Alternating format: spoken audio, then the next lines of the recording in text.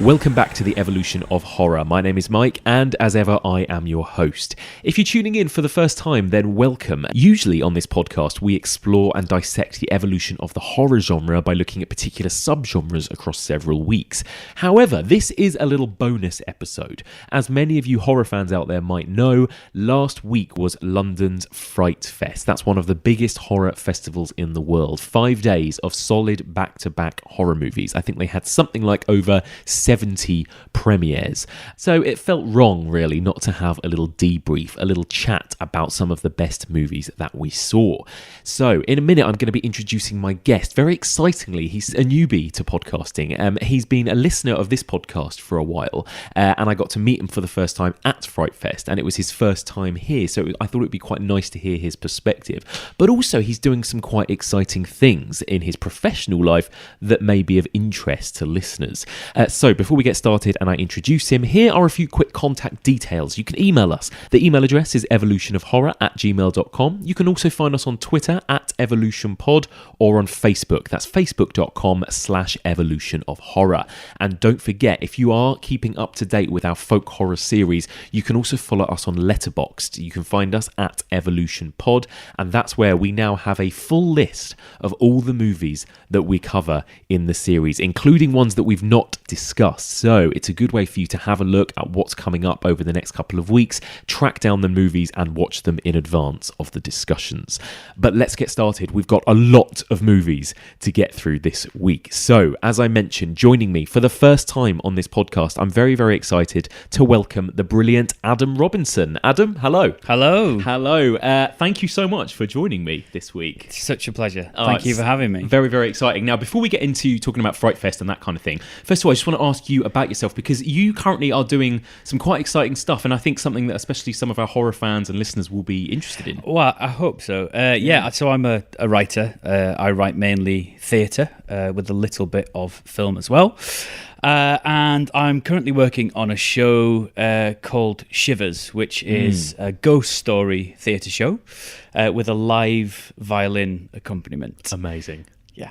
Very, very cool. So you write it, and then do you also perform in it? You also perform the stories? I do. It's a couple of years ago, we did our very first show called The Book of Darkness and Light, which is my first foray into performing, really. I'd never acted before. Yeah. How did you find it?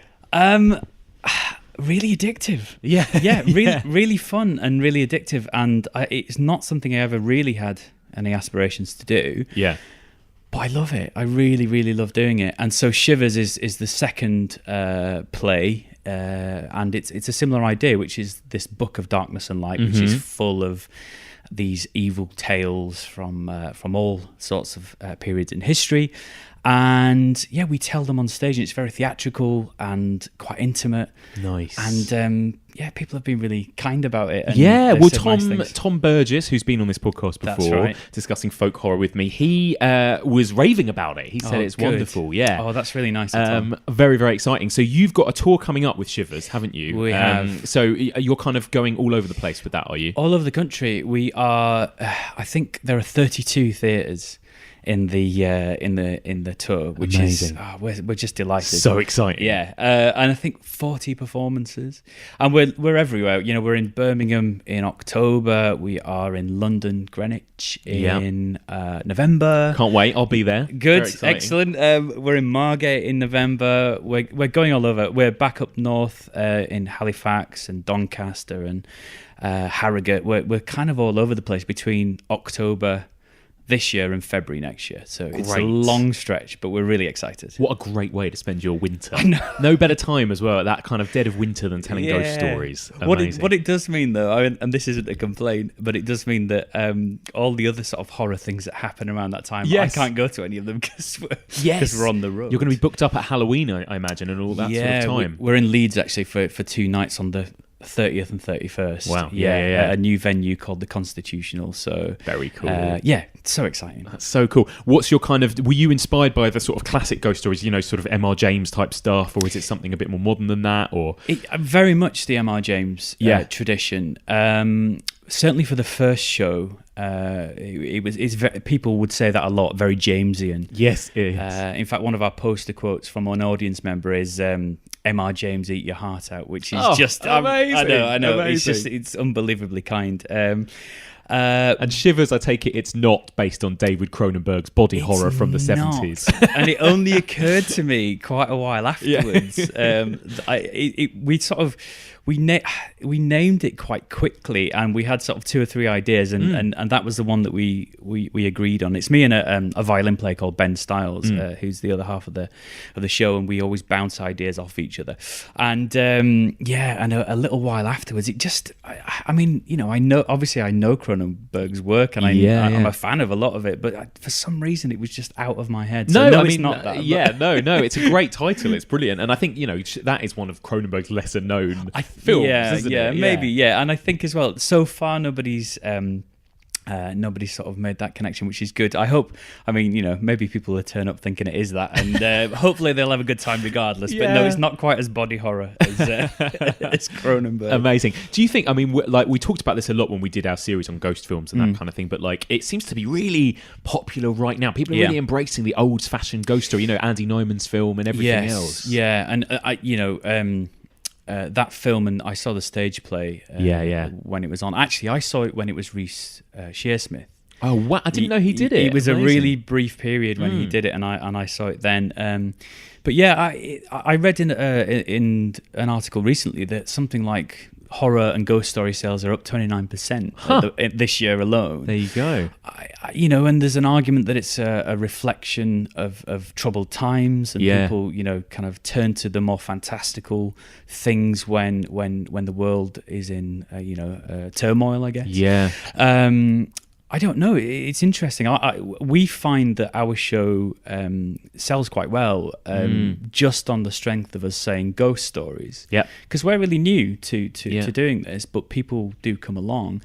I think there's something enduring about ghost stories. I think there's a charm about them, right? Of course. That people, that never really goes away. No. And I think, it appeals to all ages. I think you can get kids that will get freaked out by ghost stories, but also your grandparents will enjoy a good old-fashioned ghost story. Absolutely. That's the thing. We've often had 3 generations of one family in the room when we do shows, and they all they've all sort of told us that they've enjoyed it. I think the youngest person we had at a show, even though we say it's 14 plus just to be totally safe, I think the youngest person we had was an 8-year-old girl, and she loved it. She really loved it. But we do say 14 plus. Is it quite scary? Would you say then? That's a tough one. I mean, creepy, I suppose. It's really creepy. Yeah. We aim for it to be chilling, but it really surprised us that when we did the first few shows of Shivers last year, and then a couple in January this year, we were getting the word terrifying a lot. And it's amazing. Yeah, it's fantastic. But from my point of view, it's really hard to say. We aim for creepy, we aim for chilling, we aim for that sort of shiver down the spine, obviously. Yes. That sort of what M.R. James would have called a pleasing terror. Yes. That kind of thing. I don't know. I mean, I guess it's for people to say when they come and see. I'm interested in what horror fans will make of the show. I don't know how many of our audiences are, hardcore horror fans, but I'm interested in seeing what, hardcore horror fans will make of our ghost story show. It's brilliant. Well, so where can people, UK listeners who are interested, where can they go to get tickets? So our website is thebookofdarknessandlight.com. Amazing. Lovely. If you go to the tour page, the dates section, it's all there. More or less all of the dates are on sale now. Brilliant. Except for the 2019 ones. I think that'll be maybe in a couple of months. Most of those will be on sale. But yeah, thebookofdarknessandlight.com. Amazing. Love it. And we'll tweet it as well. Fantastic. Amazing. Thank you. So obviously, by the sounds of it, you must be quite a horror fan. I mean, tell me about that. What's your relationship like with the horror genre? I am a big horror fan. Yeah. And sometimes I feel like I know a lot about horror, and then I listen to this podcast and I realize... Hey, sometimes I think I do, and then I get guests on and I go, oh, holy shit. Yeah. But I think, I think I'm a big fan of this podcast, and that is one of the reasons why, because it gives you like a reading list, a watching list. Yes, you go away. It gives you homework. It really does. Yeah, it's great. And so I, learned a lot about the slasher genre in the first series, and the ghost movie genre I was more or less up on, and folk horror has been like a total revelation. Okay, yeah, total open book folk horror. Yeah. But I'm a big fan. I've got, like coffee table books with movie monsters and all sorts of stuff in there. Nice. I've been a fan sort of for as long as I can remember. Yeah. And writing ghost stories is actually, I've always done it, but it's never been the thing that I've done mainly. So this has been joyous to write ghost stories and tour them on these big tours that we're doing is so lovely, and it's a sort of a joy, really. Boyhood dream come true. Absolutely. So what do you remember what your first kind of gateway into horror was? I think I do. I've been giving this some thought. I think it was a film called Silver Bullet. Oh yeah. It's a werewolf film. It's a werewolf film. And it was written by Stephen King, but I didn't know that at the time. Yeah. And I remember my brother had this VHS that he'd borrowed from a guy at school who was like the tough guy at school, at primary school, right? Yeah. So I was way too young to be watching this. And on the beginning of the VHS was Weird Science. Oh, amazing. And on the end was Silver Bullet. And I remember my dad... I think he thought that Weird Science was kind of a knockabout film for kids, but actually it was adult stuff in there. Yeah. But it's like a young boy's dream double bill, that is, isn't it? Weird Science and that. And I remember my dad saying to my brother, right, he can watch the first one, but do not let him watch the werewolf film. Yeah. And of course I watched the werewolf film, and it just stuck with me. And again, I don't want to ruin it, but the other thing to say is I haven't seen it since. No, well, sometimes things are better left to your memory, absolutely. aren't they? Yeah. So it might be utter trash, but it's so in there, and it's got one of the best reveals, I think, in any movie. It's just this incredible reveal, which I then more or less pinched wholesale for a play that I did a few years ago. Love it. But yeah, I think that was the first film I ever saw, the first horror film I ever saw. Amazing. What's your favourite horror movie? Man, oh yeah, this is hard. Yeah, it is a hard question, and it's hard, I think, because it's so hard to compare, isn't it? Horror films, comparing The Exorcist with Nosferatu, comparing the Changeling with some slasher or something. Yeah, exactly. So I think that's why it's so hard. But I have managed to come up with an answer, which is, I think it's the Blair Witch Project. Good choice. Yeah, and I think it's because I can watch that over and over and over again, and not get bored by it, and see something new in it every time, and be properly scared by it. Yes. And although in terms of the narrative, not a great deal happens in front of you, the folkloric sort of, the stories. Backdrop. Yeah. So the episode with you and Rosie from a couple of weeks ago was, I think, my favourite episode so far. And it was so great to listen to people who love that movie as much as I do. Yes, well, actually, I was quite surprised. I thought everyone loved that movie, and I've been hit by an overwhelming amount of people on Twitter who were very nice and were very nice about the chat me and Rosie had, but all said, I don't get the big deal about the Blair Witch Project, and so many. It's got a lot of haters, Wow, I've said before now, I don't trust people who don't like the Blair Witch Project. That's quite a few of those people you met last weekend. Yeah. So but no, it's true. I mean, I suppose it's hard because it's a hard sell in some regard. It's an hour and a half of virtually no story where you see nothing happen. Yeah. But I'm with you. I think it's wonderful. I really do, and I think I mean, I don't want to go over the ground that you guys covered because you were really comprehensive. I think, but it is. I think it's just a stunning film. And properly scary, and it continues to be scary. Yes. Which is, you can watch it 3 or 4 times. I can watch it now. I could put it on now and be scared by it in the broad daylight. So I think there's something magical and evil about that film. Definitely. And that leads me to my last question. What's your scariest ever movie experience? That has changed recently. Oh, okay. Very recently. And I think the scariest movie I've ever seen is Hereditary. Oh, yeah. I think it is. I was in the cinema with my mate, and I very rarely have like a physical reaction to horror films because I've seen dozens and dozens and dozens of them. So you sort of get a bit desensitized. Yes. But I felt like I was seeing really new stuff. I know that people have said it's it references lots of other things. But I didn't find that particularly. There was a guy in front of me in the cinema who was so scared that he kept putting his earphones in and listening, I assume, to music or to a podcast, which obviously freaked me and my friend out quite a lot. But there is a scene, and I will not ruin it, there's a scene later on in the film that takes place in a bedroom. Something happens, and I had this weird sensation. My face suddenly went hot. Oh God! And I can't really explain. I can't really explain it. I don't know what my body thought it was trying to achieve by making my face hot. But I get it. I get it. Yeah. It's true. And and again, I don't want to go into down a tangent on this movie because I agree with you though. I think it's one of the scariest movies out there. What it does is it takes its time to build, and it puts you through so much emotional turmoil that when the horror happens, you're so invested, and you're kind of an emotional wreck by the third act anyway. Yeah, absolutely. And then when that horror really starts hitting you, it's like, you're a wreck. Yeah. But I loved it. Pure uncanny. I really, really liked it. Brilliant.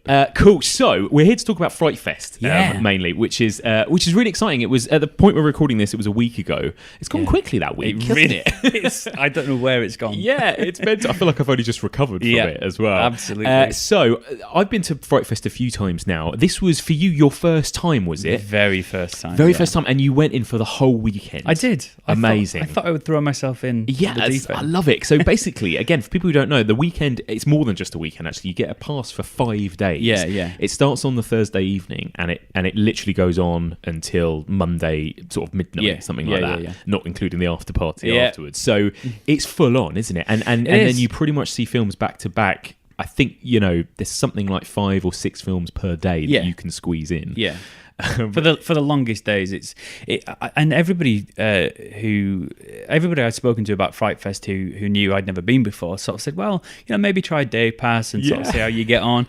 But I thought it was the best way to do it. Oh yeah, I really did. I actually, it's strange to say this, but I found at the end of the festival, I felt strangely refreshed. I know. Because when you're in the cinema, for me particularly as well, when you're in the cinema, you can't really think about anything else. You're faced with the big screen and the film itself, and you're so absorbed by it that all the other sort of stresses and things that are going on in your life at that time, I think for me anyway, disappear. So it's true. It was a bizarre and brilliant summer holiday. Yeah, it kind of was, wasn't it? And it's like it is just pure escapism for 5 days, isn't it? It is. And there's that feeling of, the films are a mixed bag, but there is that feeling as well that probably is something quite cathartic about it. It's like going on roller coasters for 5 solid days. There's something that there is quite weirdly therapeutic about it as well. For sure. And what you were saying about not all the films are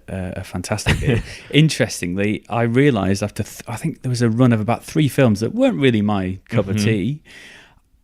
I still was having a fantastic time. It was odd. I think that's what it is for me as well. Like that, there's something about it. There's something about that environment because I've watched some of the films from Frightfest elsewhere, either on screeners at home or just later on down the line if they pop up on Netflix or whatever, and they're never as good. And they never, nothing is quite the same. And I think somehow my judgment completely goes when I'm watching things at Frightfest. I'm just happy to kind of enjoy whatever they throw at me most of the time.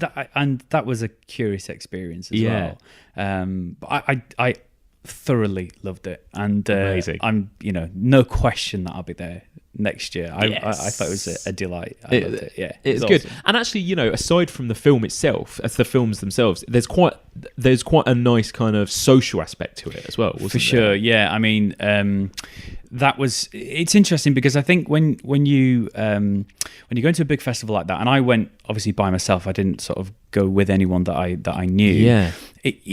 I was a little apprehensive to a certain extent. I thought to myself, well, look, worst case scenario, I'll go see the films, I'll go to a coffee shop in between, read a book, whatever. That was my sort of plan B. Because you're going into a community of people who, many of whom have known each other for a long time. Yeah. It's close-knit. But actually, the opposite happened, and through fans of the podcast, actually, I met some utterly lovely people who I think I'll be, I definitely will be friends with, going forward. I'm looking forward to getting back together with everyone actually, and going to the pub and stuff. But it was lovely, and chatting about it in between the films, chatting about the films in between the screenings was amazing. The one thing that I was interested to see whether it would be the case is how much more people knew about this genre than I did, and whether or not that would be a little intimidating, right? Or people kind of going, well, you don't know as much about this. Exactly. But it wasn't at all. Everyone was so, the conversations were warm, and even if people were disagreeing, it was great, honestly. Yeah, no, I agree. And there's nothing worse, I think, than like elitism about films or genres or anything like that. I never quite understand it. That's what's so nice about having, for me, different people on this podcast, because I think there is no such thing as like an invalid opinion about a film. Anyone can feel or think whatever they want about a film, and you don't have to be qualified to feel something about a film. Do you? I mean, it's wonderful. Like you say, I'm not going to get to patting myself on the back here, but like the amount of podcast listeners that I got to meet and chat to, who were all just such wonderful people, that was the highlight. I think that's why for me it was probably the best time I've had at Frightfest as well. Oh, good. For me. That's really good. Just because of that really nice, I was constantly meeting people, and I suppose compared to, I went last year, and it's weird how much has changed for me in this last year, again because of launching the podcast, which is exactly 1 year old this week, so it's like our birthday. Happy this birthday. week. Yeah, exactly, thank you. So it's a nice time to mention this, really. But suddenly, it was all of the people that, not only amazing listeners that I was meeting for the first time, but then also just people milling around that have been on the podcast, Kim Newman and Rosie Fletcher and Dan Martin and Brad Hansen was there, and all of these amazing people as well that suddenly, I felt part of. It felt like a little family. Yeah, it did. It was. It did. I already said to you, but I felt really grateful for it. Yeah. I felt that you'd nurtured this lovely little group of people. Wow. And they were all super nice and ridiculously nice and ridiculously smart, and really just a crazy nice bunch of people. Yeah, almost a rarity to find people who are as nice and as welcoming and as fun and as smart as everybody sort of was in that group. It was ace. I had a ball. Yeah, it was great. Kind of wish I had a few less late nights. No, but actually, I don't now in hindsight. I did at the time, where I was waking up early the next morning feeling like death. But it was great. It was all worth it. I did a lot of night busing. Yes, which there was a lot of night busing. It was fine actually. It was all right. It was. I listened to Jaws on the way home. Oh, good. Good. The radio adaptation. Amazing. So we're here predominantly to talk about the films then. Yes. So just before we get into it, so what we've done is we've kind of compiled a list already in advance, haven't we, of our sort of 5 favourites. What we've done though is, I think there were some films that we both kind of agreed were at the top of our list. So there are some things we've kind of tweaked our list for that reason, so that we have 5 different ones each. Yes. But then obviously we are going to meet in the middle about quite a few, so we'll just discuss them all together as we go, basically. So it's kind of a top 5 list, but also not really. Yeah. I did a little sort of looking on Twitter, because I drew up my list when you asked me to, and then looked on Twitter to see kind of how much overlap there was. But what I found really interesting was, obviously there were titles coming up time and time again, but everybody's top 5 that I saw was different. Which is interesting, I think, and I don't know if it's tremendously surprising, because people have got different tastes and approaches and things, but no, I think you're right. It is. Well, I guess, as well, the thing is, there's such a mix at that festival, isn't there? Even if you're not into hardcore horror films, there's actually quite a lot of other stuff always at all times to watch, isn't there? The trickiest thing is choosing what to watch, because there are, I think, at any given time 3 different screens playing different films each. That's quite stressful. It's part of the difficulty, isn't it? And funnily enough, I one of the films, I think it was when I went to see Tigers Are Not Afraid, was I'd been, there was a lot of fuss and hype about that, so I really wanted to see it, so I got in there and managed to get a ticket for that, and that was playing opposite Anna and the Apocalypse, I believe. And as soon as I sort of was talking to a friend of mine about this, that I wasn't going to see Anna and the Apocalypse, he was like, "Oh, mate, fail." And it's like, I but know. you can't. You can't. No. You can't see everything. No, I wish you could.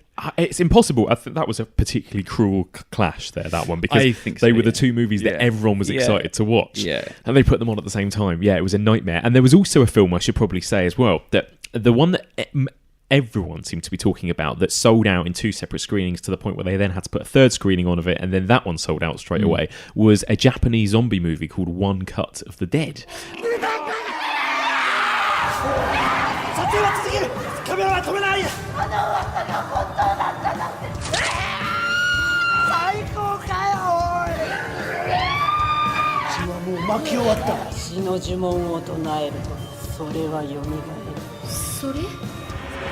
And neither of us actually got a chance to watch that during the festival. Luckily, we managed to get hold of a press screener since, so we've both actually seen it. Yes. And we've not included it on our list because I feel like, well, we've stuck to films that we actually saw at the time at the festival, haven't we? Yeah, exactly. But just briefly, let's start off by talking about that because that's the most talked about film of the festival, it feels like, now. It certainly felt that way, didn't it? And the fact that there were 3 screenings, I think. Yeah. So as you said, so there were the 2 originals, and then another one was announced. Yeah. And what was interesting was I went to the desk immediately after that was announced. Yes. The tickets weren't in the system, so I couldn't get one. By the time I arrived back at the cinema the next day, they had all gone again. It's so mental. It went so quickly. It really did. Before I ask you what your thoughts on it were, I'm going to ask Brad, friend of the podcast, Brad Hanson, because at the time neither of us had seen it, and I thought I need to ask somebody for their review. And Brad loved it, so he wrote a review of the film for me to read out. And I've since seen it, so I thought I could ditch Brad's review, but I won't. I'll be nice and I'll read it to him. Great. So Brad as well. This sounded like it was one of the few films at the festival that he really loved. He wasn't quite as positive as me and you on those films. I came out of a lot of films going, Brad, that was great, wasn't it? And he was like, no, garbage. I think he's a bit too jaded. But, I think this will give you an indication of how much love there was for this film because he did actually love this movie. So he's put here, brilliant. He started off with an impossible Shinichiro Uda's, and then he's put in brackets, good luck pronouncing that, Mike. Debut feature film is about a film about making a film. It's best to know as little about the narrative going in so that you can be truly surprised by the ingenuity displayed in this low-budget zombie comedy. I've got so many names here to pronounce. Director Higurashi is known for making fast, cheap, average films and is tasked with producing a single-shot, 36-minute live broadcast for the opening of the Zombie Channel. The film opens with the final result and is hilariously weird, badly acted but well-intentioned. What then follows is how the film came to be.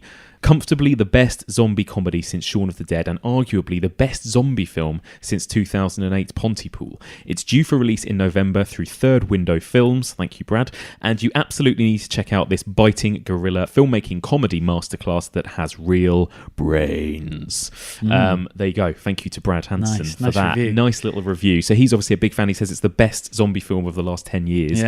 What did you think? I mean, I really liked it. I found it fascinating as a piece of filmmaking. Yes. I think we're going to talk about trends and things that we spotted, aren't we, in the festival? But this idea of what's real and layers of reality, I think is really, really clear in this film. It begins as it goes along. It seems to satirize as it progresses what it's doing, which I think is a really sort of interesting meta device. Yes. It again without spoiling anything, it does a clever thing where it shows you something that seems brilliant, and then later on shows you that it's not just brilliant but ingenious. Yeah.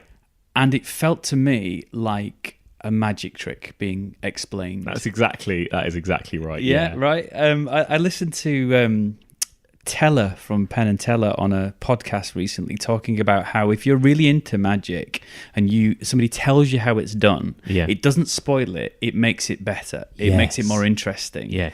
And that's what I felt about this. Again, I don't know how spoilery this is. Yeah, I think we're going to try and avoid spoilers for all this because the majority of people, I'm guessing, listening to this won't have seen it. Yes, so exactly. Let's try and spoil as little as possible. But I think you're totally right.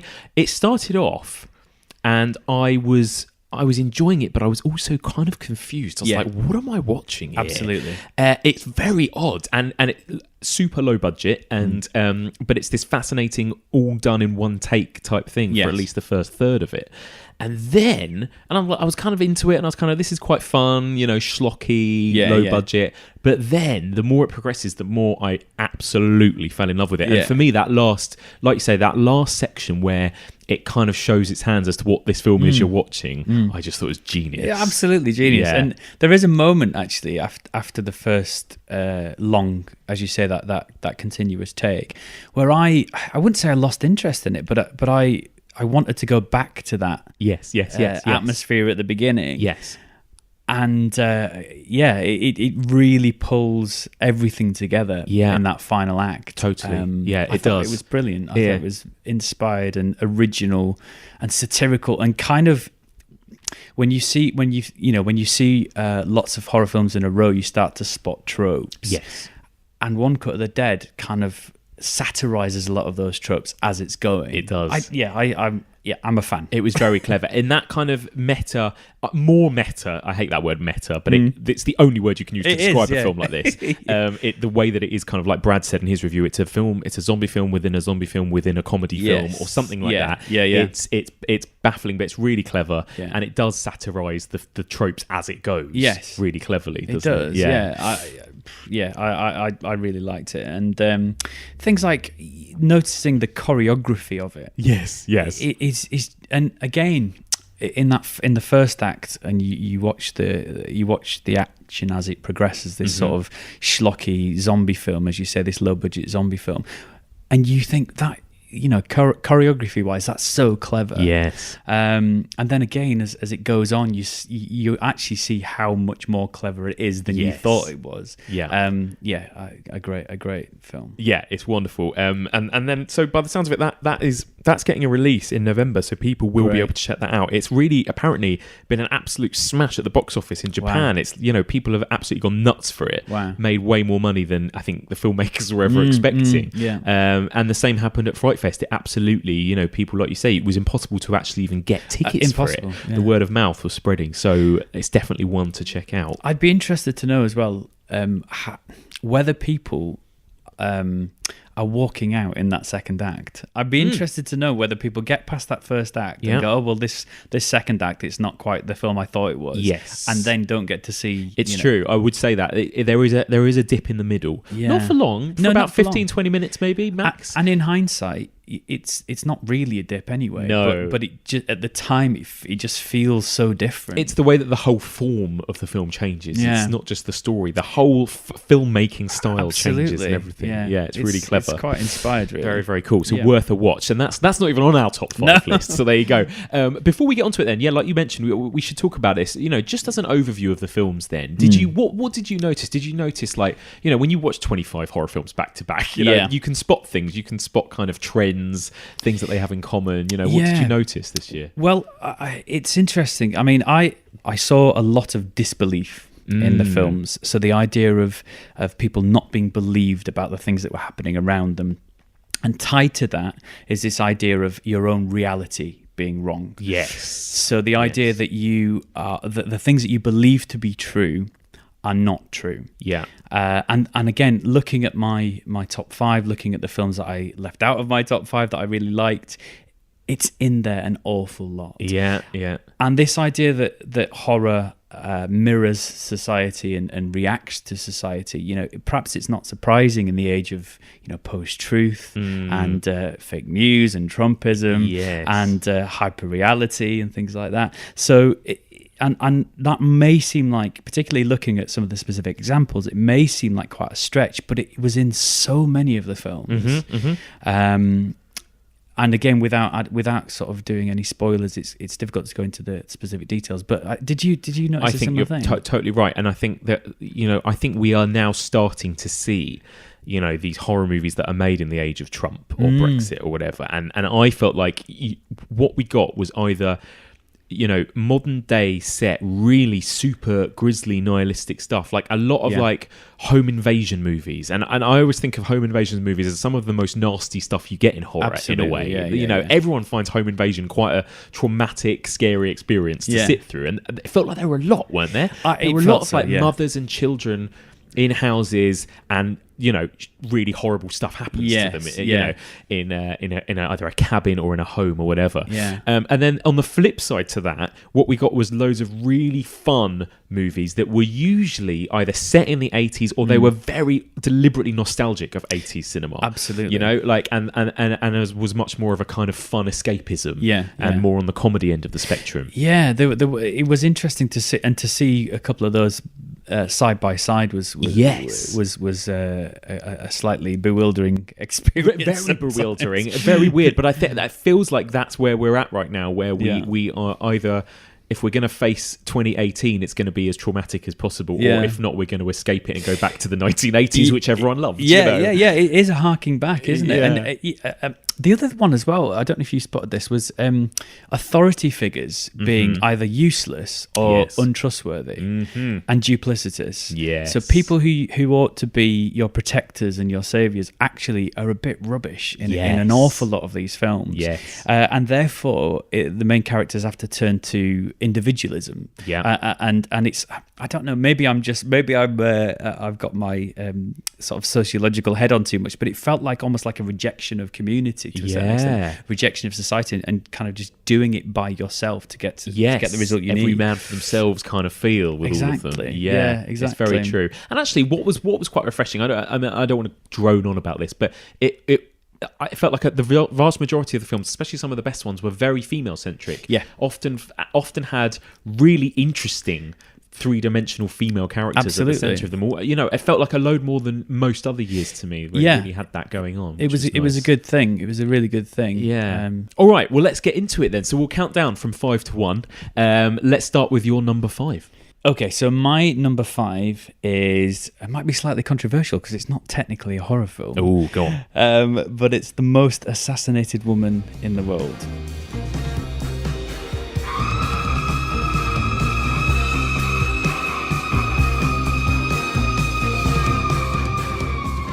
Amazing. Now, this was one of the ones that I missed, so I'm looking forward to hearing about this. Okay. It's directed by Frank Ribiere. I apologise for any... We're going to, between us, massacre a lot of names, I think so. And it follows the story of stage actress Paula Maxa, who is the leading lady in the Parisian Grand Guignol Theatre. Oh, cool. Max's claim to fame is that she has been murdered more than 10,000 times on stage, which makes her the titular most assassinated woman in the world. And as Paula's love and faith in her work begins to fade, it puts the theatre's future in jeopardy.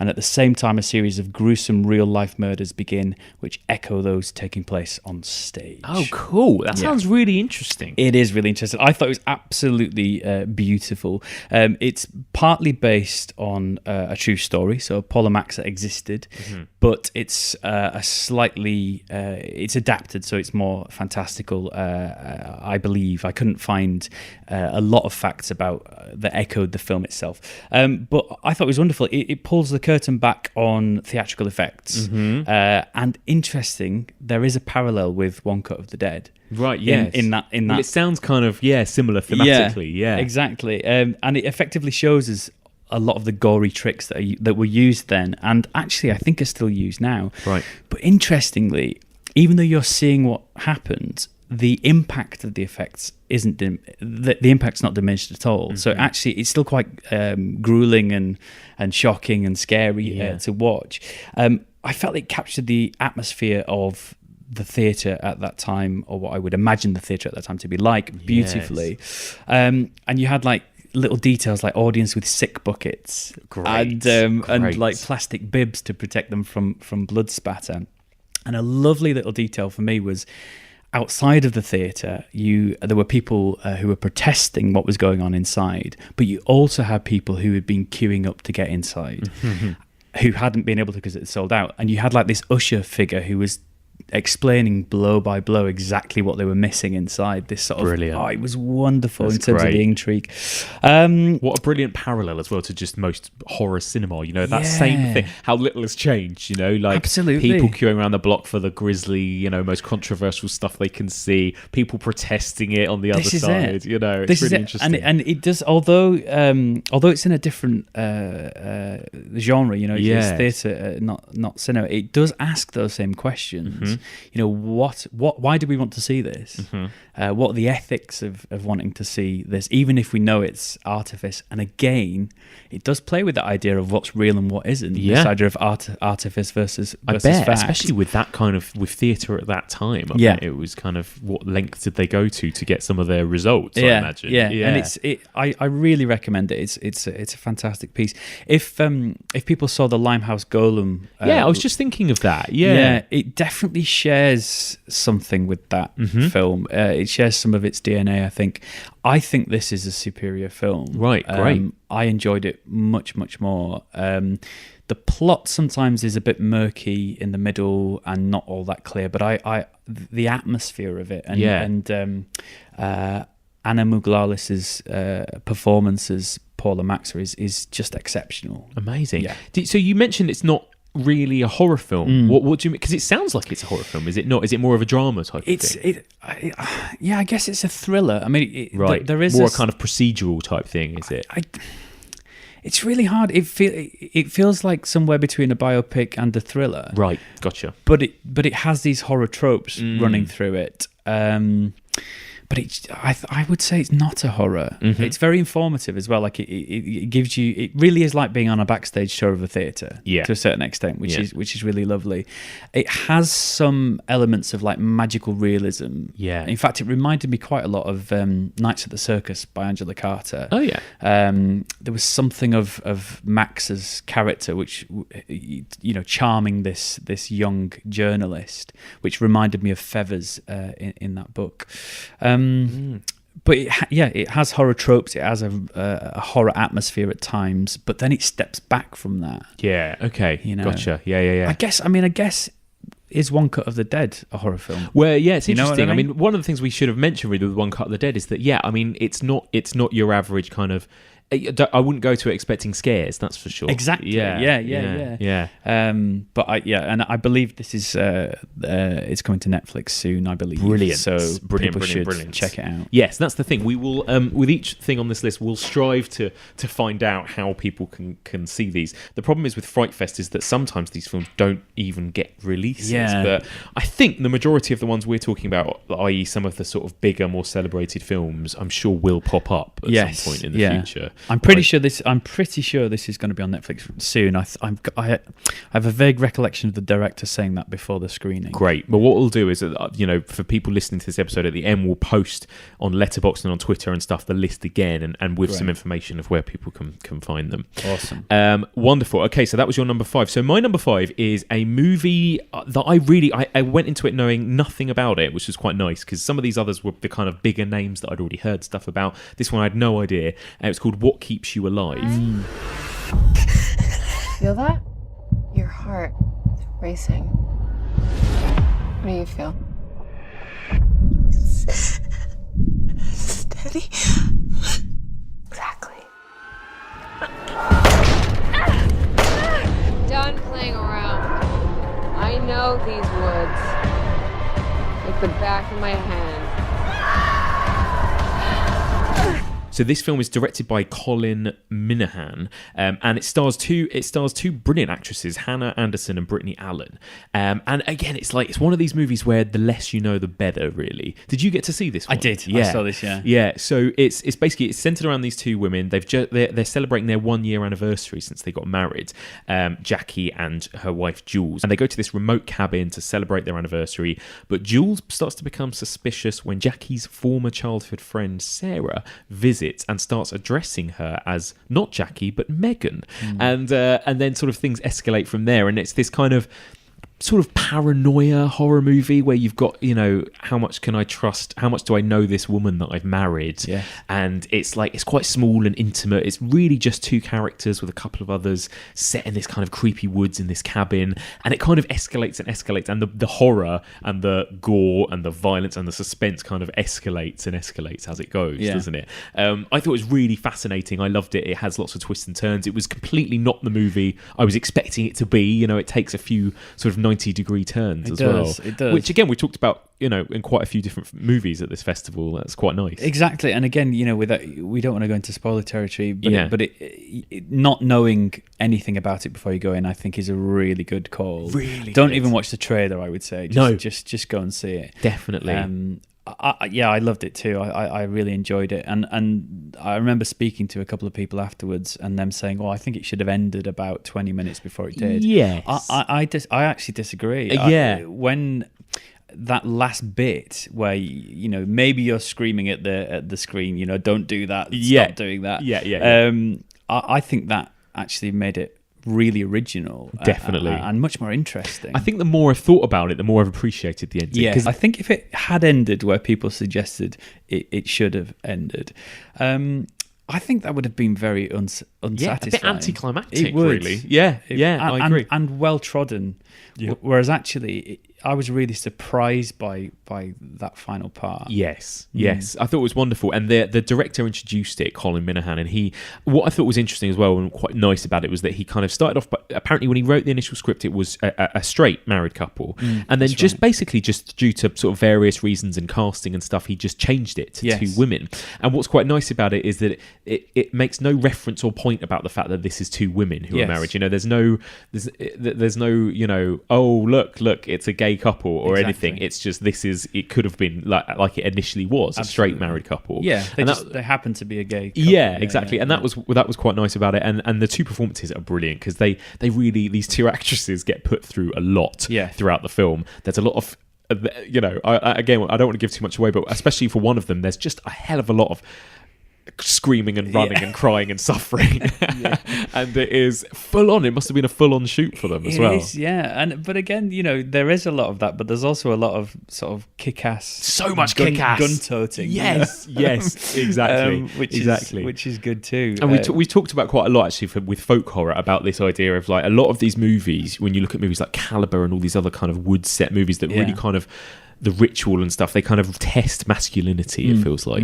And this one is kind of doing the same, but for women. It's really like subverting what your expectations of these very pretty feminine women are, I think, as well. And it deliberately kind of plays and pokes fun at that, I think, which is what's really great. And I was really surprised. It sort of begins with a good dose of realism. Yes.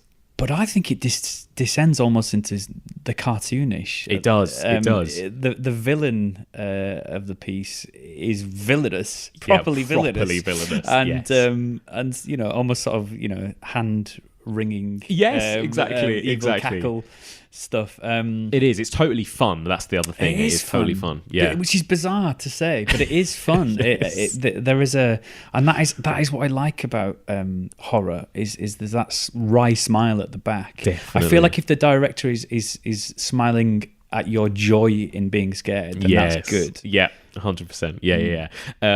Again, we'll look up and find out where this is going to be available, but I'm sure this will definitely pop up at some point, probably on Shudder or Netflix. You'd hope so. Yeah. All right, let's move on to number 4 then. So my number 4 is Book of Monsters. Oh, yes. Hey guys, I'm late for a party!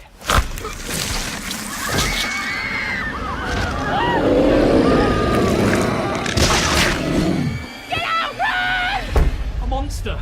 A fucking monster. A big fucking monster. You get a lap dance and full frontal. You didn't pay me for this shit. It's about a young woman called Sophie. And in the first moments of the film, we discover that when she was a little girl, her mum used to read to her from this Necronomicon-style tome full of tales and legends about monsters. And we learn in that scene that the book has the power to conjure these monsters from its pages with deadly consequences. We then fast forward. Sophie is now 17 years old, and her friends have decided to throw her a huge party for her 18th, when a mysterious interloper shows up and unleashes a horde of terrifying monsters from the book. Sophie and her friends must fight them off if she is to survive into adulthood. Very cool. Very cool. Again, I missed this one, so I'm intrigued. But I heard so much good stuff. I'm gutted that I missed this one. Yeah, again, I loved it. I smiled and laughed all the way through, which, again, for a horror film, is that what you want? But actually, it really is what I wanted from this film. This was one of the few trailers that I'd seen, because I'd made a point of avoiding all the trailers. But for some reason, I was drawn to this trailer, and it just looked so fun. So when I managed to get a ticket, I was utterly delighted. It's like a love letter to movies such as The Thing and Critters. Oh, I'm sold. And amazing. I know, right? And Gremlins and The Evil Dead. And it feels like watching an episode of Spaced. There are so many references to all these. Great. Yeah, it's really great.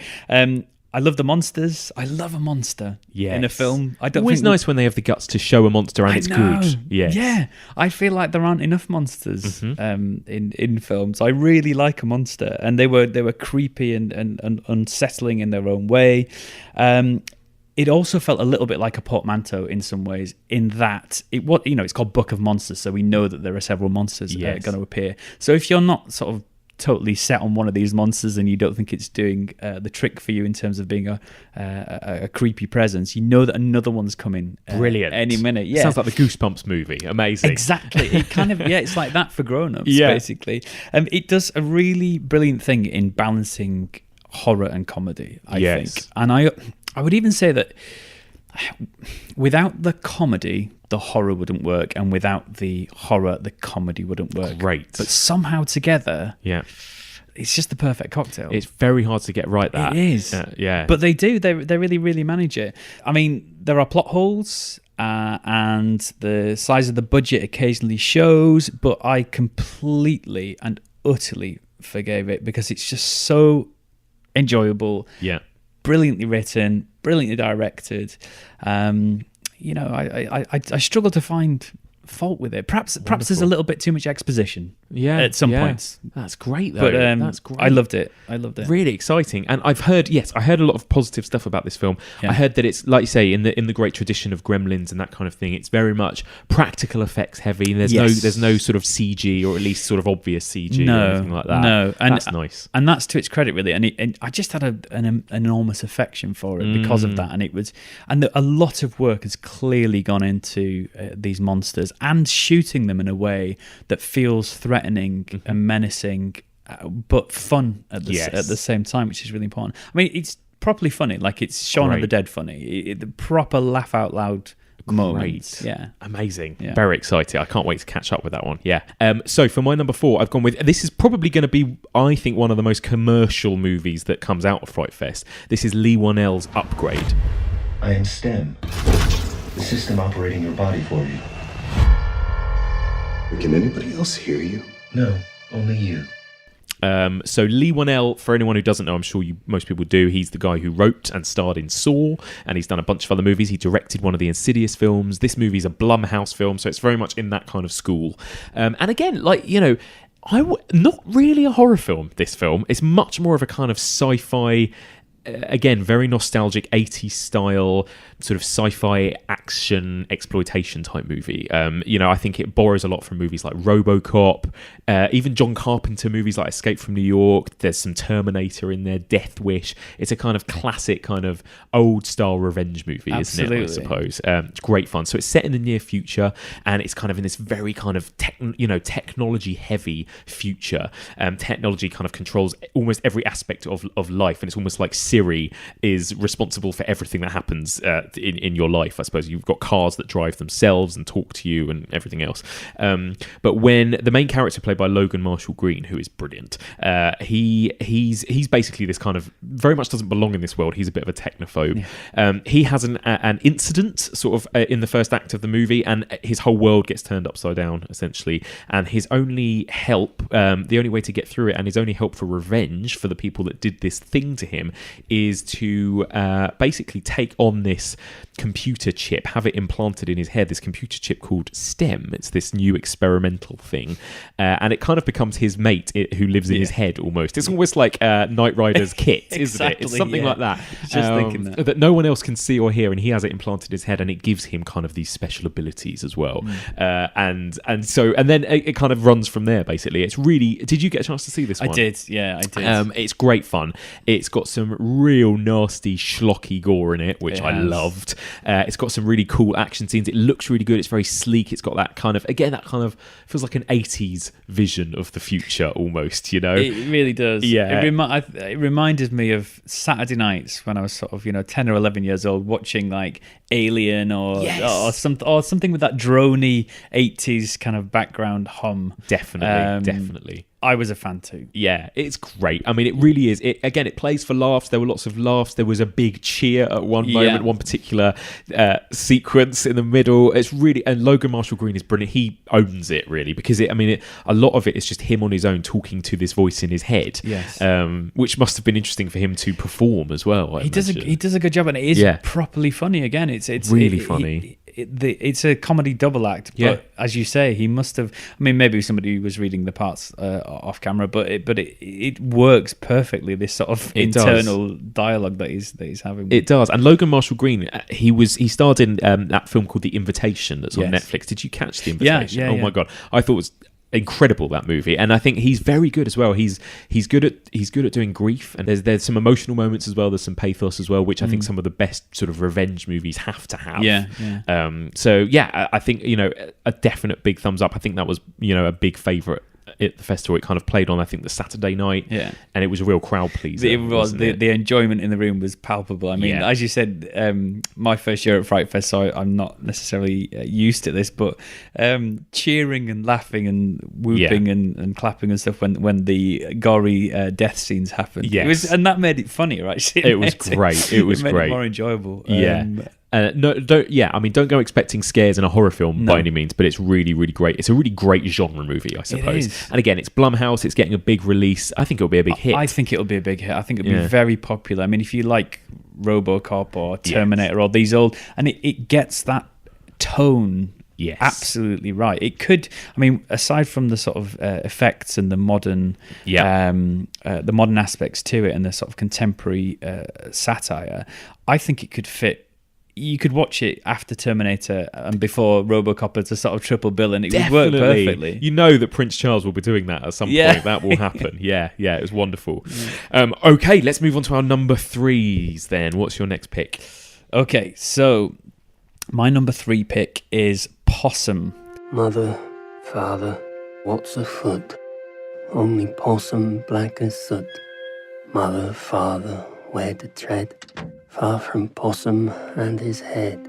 Here's a bag, now what's inside? Does he seek or does he hide? Can you spy him deep within? Little possum, black as sin. Directed by Matthew Holness and also written by Matthew Holness. Stars Sean Harris and Alan Armstrong. And the synopsis is really simple. A disgraced puppeteer returns home to destroy his puppet, but in the process he has to confront his stepfather and face the darkest secrets of his past. I mean, I think I heard Matthew Holness use that same sentence, a disgraced puppeteer returns home to destroy his puppet. I'm in. Yes. Start the film. Exactly. It's a fantastic opening line to a synopsis. Yes. I first encountered Possum as a short story. Yes. A few years ago in a collection called Dead Funny. It was in another collection before that, but that was where I read it. And I remember reading it and being totally bowled over by it. Yeah. Utterly bowled over. It oozes uncanny. Mm-hmm. It's dark and it's grimy and it's greasy and grubby. And I tweeted Matthew Holness to say I thought it was an incredible thing, and he responded back saying thanks very much. Sort of watch this space was kind of what he said. So when I saw that it was in the lineup this year, I was delighted and I made it a priority to try and book it. That is the synopsis. That is what happens, and it's this creeping, weird, atmospheric thing Yeah. with this unbelievable performance by Sean Harris. Yeah. He's the whole film Yes, to a certain extent. it was almost like performance of the weekend, I would say. Yeah, absolutely. The film and the short story share an atmosphere, but there are quite a lot of differences. The main character of Philip in the film is much less sure of himself than the narrator in the story. He's much more broken and helpless, really. And also the puppet itself, Possum, is slightly different in the film, but it's just horrendous. God, it's absolutely terrifying. The it? puppet is just brilliant. It's Yeah. what a great design. It really is. There is an argument. The way I picked my top 5 was based on how much I enjoyed it at the time. Yeah. So not about kind of stepping outside and analysing it, but how much I enjoyed the films at the time. Yeah. That was the only easy way I could do it because it was too hard otherwise. I was totally engrossed by Possum. There you go. There is an argument, and I've heard it said a couple of times actually that you could make a short film out of Possum. Yes, I think that would be my argument. I think that's the only reason why I haven't got it in my sort of top picks. Yeah. I think that it looks stunning. I think that the performances are incredible, especially the two lead actors in it. The puppet design is terrifying. I think all of the elements add up. I think there's a palpable sense of dread throughout. Like you said, this atmosphere is absolutely kind of oppressive and horrible and great. But I think the story, for me at least, was stretched a bit thin. There was a big chunk in the middle where I almost lost interest. Okay. I was kind of like, where is this going? When is this going somewhere? You know? See, I mean, so I'd heard this from a couple of people. I think we even talked about it. Didn't we? Yeah, afterwards.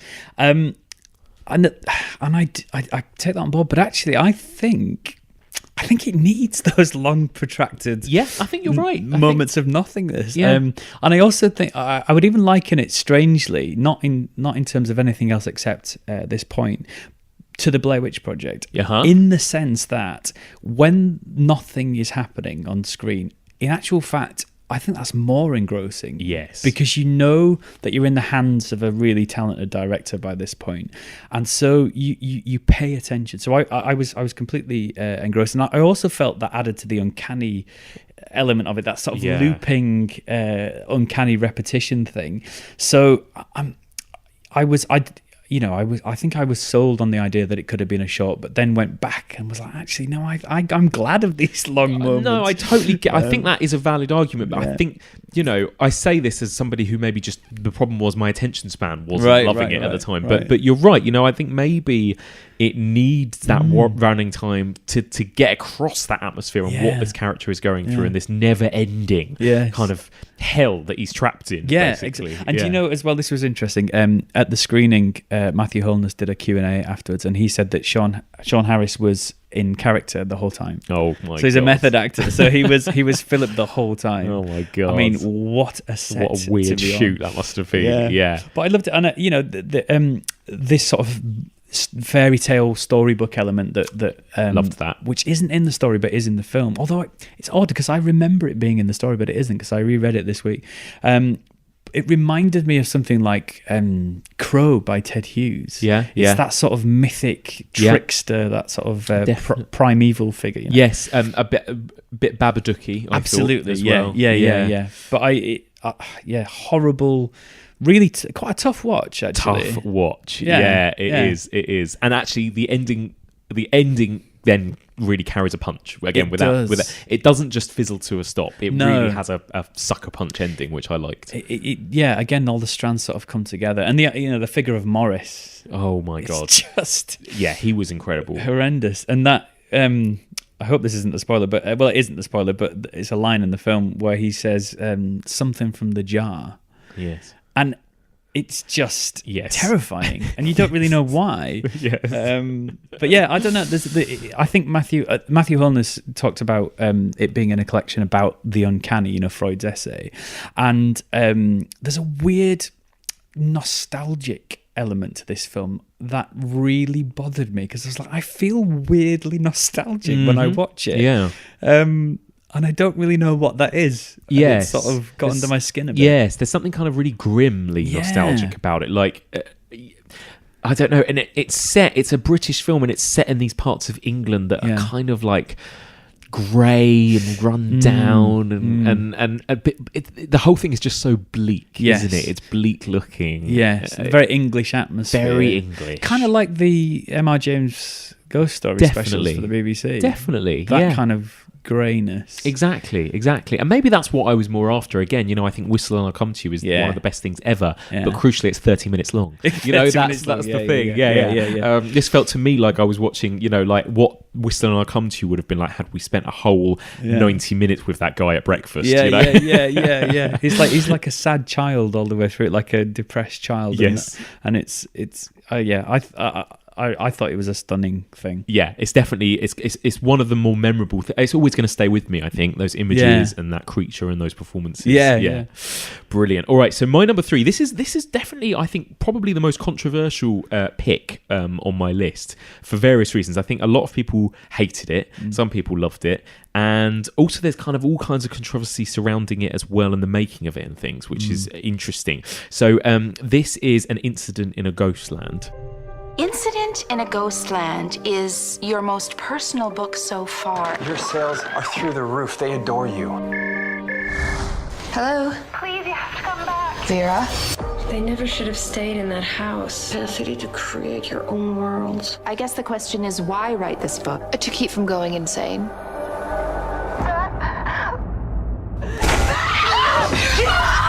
She keeps reliving that night over and over. Are you gonna let me die alone? I never should have stayed in that house. Nobody's here. No one is here, Vera. I know what you want from your sister. They broke me, and now they're playing with you.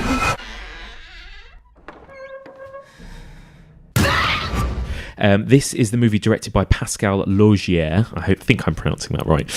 He is the director of Martyrs, famously. He's made one other film since Martyrs, The Tall Man, which didn't do very well. So story, basically, again, this is definitely a story where it's all about the twists and turns that it takes, but the setup at the beginning is basically you've got this mother and these two teenage daughters.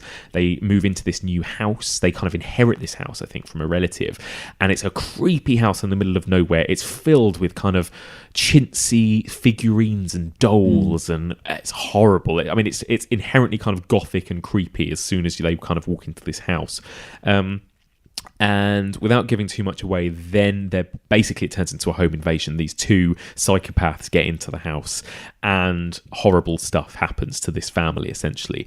Then it cuts to 16 years later, and the youngest daughter has kind of moved on with her life and is still trying to get over this trauma, but you know, is still haunted by it, and she returns to her home, the home where that happened when she was growing up, and then sort of things get weird from there, essentially. So in a lot of ways, it shares a lot with Martyrs. The way that Martyrs kind of sets up this story of this young girl escaping captivity, cuts to when she's older, she's still not over the trauma, and then it kind of returns to her. It's kind of similar structurally in a way, but stylistically, I'd say this is completely different. I think, you know, instead of going for that kind of brutal realism that Martyrs does, this is doing deliberately something else, isn't it? It's kind of there's lots of references all the way through to Lovecraft. The main character, this girl, is a huge fan of Lovecraft, and she kind of escapes the horrors of the real world by reading and imagining and thinking about Lovecraftian stories, and so the movie then takes on these kind of strange gothic horror twists and things as well, doesn't it? It's got a fairy tale thing element creeping about. Exactly. There as well. Like there's a lot of movies like this, even some of Guillermo del Toro's movies, where it's like, let's escape the horrors of what's really happening in real life by going into a fantasy, I suppose. Yeah. So some people accuse this of being basically Martyrs light, I suppose. Okay. We can get away from it by going into more of a fantastical world, or you know, there are the two villains. Even they're you know, there are some problems, I think, with the two villains and the way they're portrayed. But again, I think what it's going for is this storytelling element. At one point, this girl refers to them as an ogre and a witch, these two villains. And so I think it's trying really hard to kind of balance this weird sort of torture porny home invasion genre with something that's kind of, I don't know, like Hansel and Gretel with a bit of Lovecraft, with a bit of, you know, dark fairy tale. And it doesn't always come together, but I'd be lying if I said I wasn't completely involved. I was drawn in from the first minute till the end. Likewise. I was absolutely engrossed. I thought that the initial 20 minutes where this home invasion happens to this family is some of the most horrific, traumatic stuff I've seen since Martyrs. And I think the one thing you can say about Pascal, this director, is that he knows how to make violence really, really traumatic. I think there is nothing sexy or exploitative or celebratory of gore and violence in this film. You talk about torture porn. I think his films are in no way porny. They are. I think they make me feel sick with what happens to these characters, just like I felt with Martyrs 10 years ago. It's interesting. Yeah, I mean, I would say at the time of watching it, and I think I would need to rewatch it to absolutely commit to this, but it didn't feel leery. No, I don't think it felt leery at any point. Again, I'd probably want to rewatch it before I sign my name to that statement. But it didn't feel that way. And there's something about, as you said, the fantastical elements, which allows it to go to a certain point which you might not forgive as much in another film. Yes, exactly. It's interesting, and it definitely has its flaws and it has its problems. But I think fundamentally, I just think he's very good at directing suspense and violence and proper horror.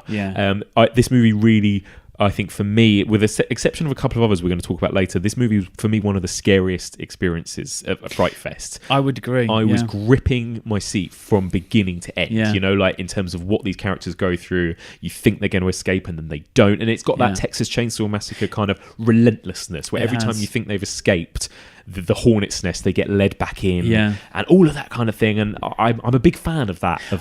Me too. And it's a film that sticks to its own rules, I think. Yes. So it breaks rules frequently. Yes, deliberately. Deliberately, but then it sticks to that pattern quite faithfully. Which so you sort of know you can't necessarily trust what you're seeing. Yes, quite early on, and only just occurring to me again. There's a parallel with One Cut of the Dead to a certain extent, definitely, in that you seem to get an entire film in the first however many minutes, and then something else happens. It flips and gives you a 180. Yeah, definitely. And again, I think a lot of people, and I think this is legitimate, but a lot of people really have a problem with just the way that this movie is essentially about women suffering from beginning to end. And the argument is that with Martyrs, yes, that is the case with Martyrs, but with Martyrs there was more of a reason for it. Okay.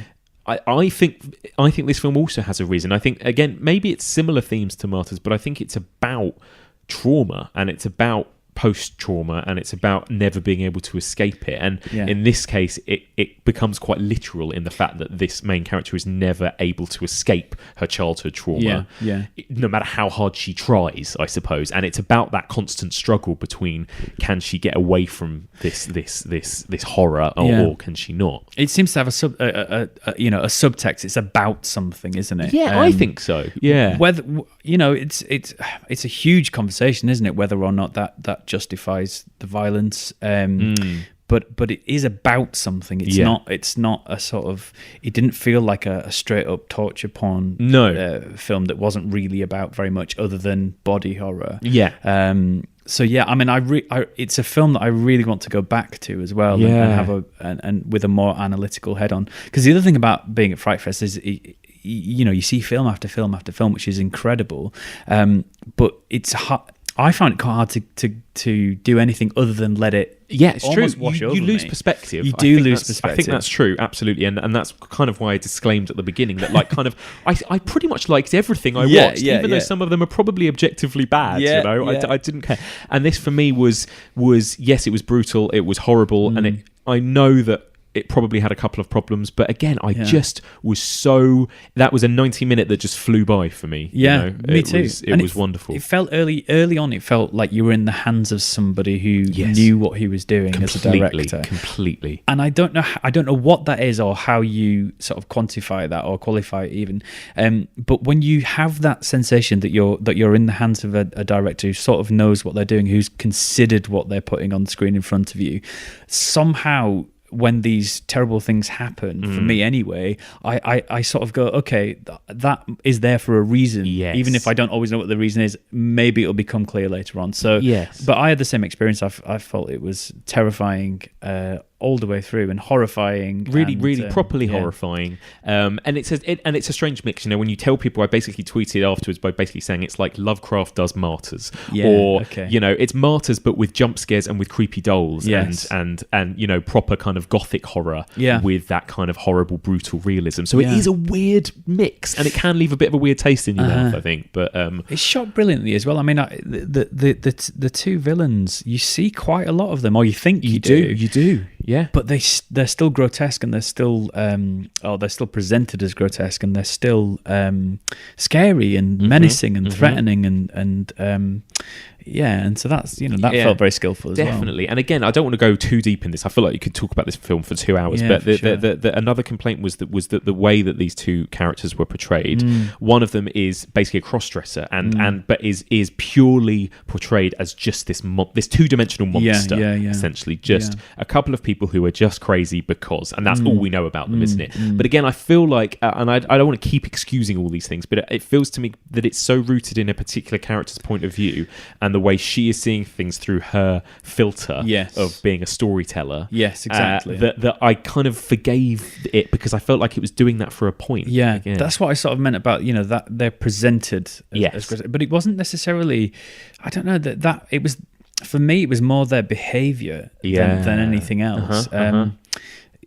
Yeah. No, fair enough. Well, we could go down a wormhole with this.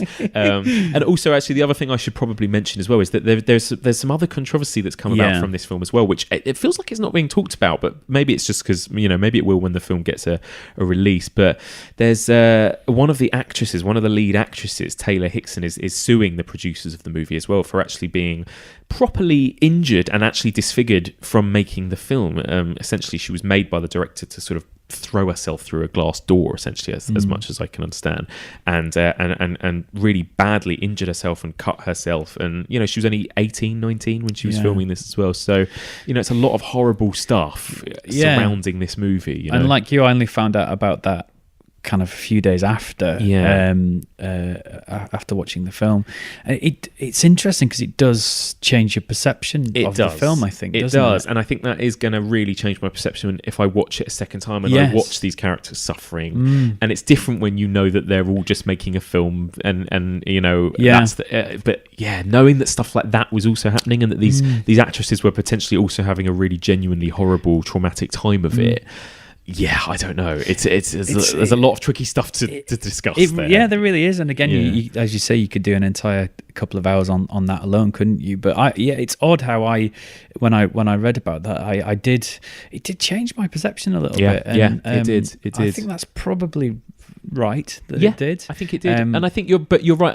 I'm exactly the same as you, where for this list, I'm purely going by what I felt at the time watching these movies. And for me, it was one of the best, in terms of proper true horror, best film watching experiences I had at the festival. Exactly. At the time, that wasn't information that either of us had. So, but it's a very difficult one to sort of process. Yeah, it is. I'm intrigued to know if anyone out there has seen it, because I know it is out on Netflix in the US, so a lot of people have already seen it. I'm always intrigued to hear people's thoughts on this one, because it seems to be really dividing people. Right. Way. Even at the festival, people were some people really hated it. I quite like that, about just as a side point about the festival. I quite liked that. Yeah. That and I would check Twitter obviously quite a bit throughout the festival, and it was so interesting when I sort of stepped out of a film utterly loving it, whatever, Possum or whatever it might have been, and then you speak to somebody who just hated it, and you feel usually like Brad. I remember rushing around. I won't mention the film, but there was a film I really didn't like, and I was felt like I was rushing around the auditorium trying to find somebody who also didn't like it, because I thought it was. You thought everyone would feel the same absolutely, way. Absolutely, yeah. Very interesting. Yeah, I know the film you're talking about. Yeah. All right, let's move on then. What's your number 2? Yeah, okay. My number 2 choice is Terrified. ¿Por qué viniste a visitarnos? ¿Qué es lo que te trajo hasta acá? She's directed and written by Demian Rugner. I think it's pronounced. It's about a quiet suburban neighborhood in Buenos Aires in which a series of violent hauntings takes place. And after the grisly death of a woman and the arrest of her husband for the murder, 3 paranormal investigators visit the key sites of the hauntings in an attempt to uncover the truth. What I'm drawn to in horror in general is a sense of the fantastical. Yes. I want something scary. Yes. I want something fun, something surprising, and something, as I said, with Possum that demonstrates that the director understands how to use the uncanny to best effect. Yes. And I think this does all of those things. Oh my God.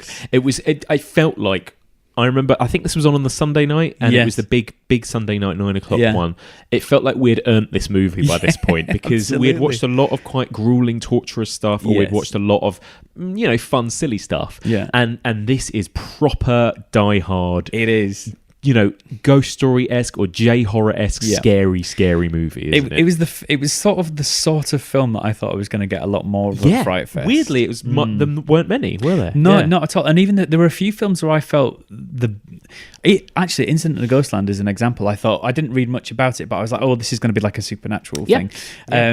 But Terrified was fit the bill beautifully, I think. It felt very cine-literate. It seemed to reference Nightmare on Elm Street at one point. It felt quite similar to The Grudge in terms of structure. These sort of several stories happening at once. Yes, I completely thought The Grudge as soon as I saw it as well. And my favourite thing about it is that, again, I have been one to sort of sometimes slate films for showing us the monster and then being disappointing. Yeah. But my God, the monster in utterly this, brilliant. My heart was in my throat every time I saw it.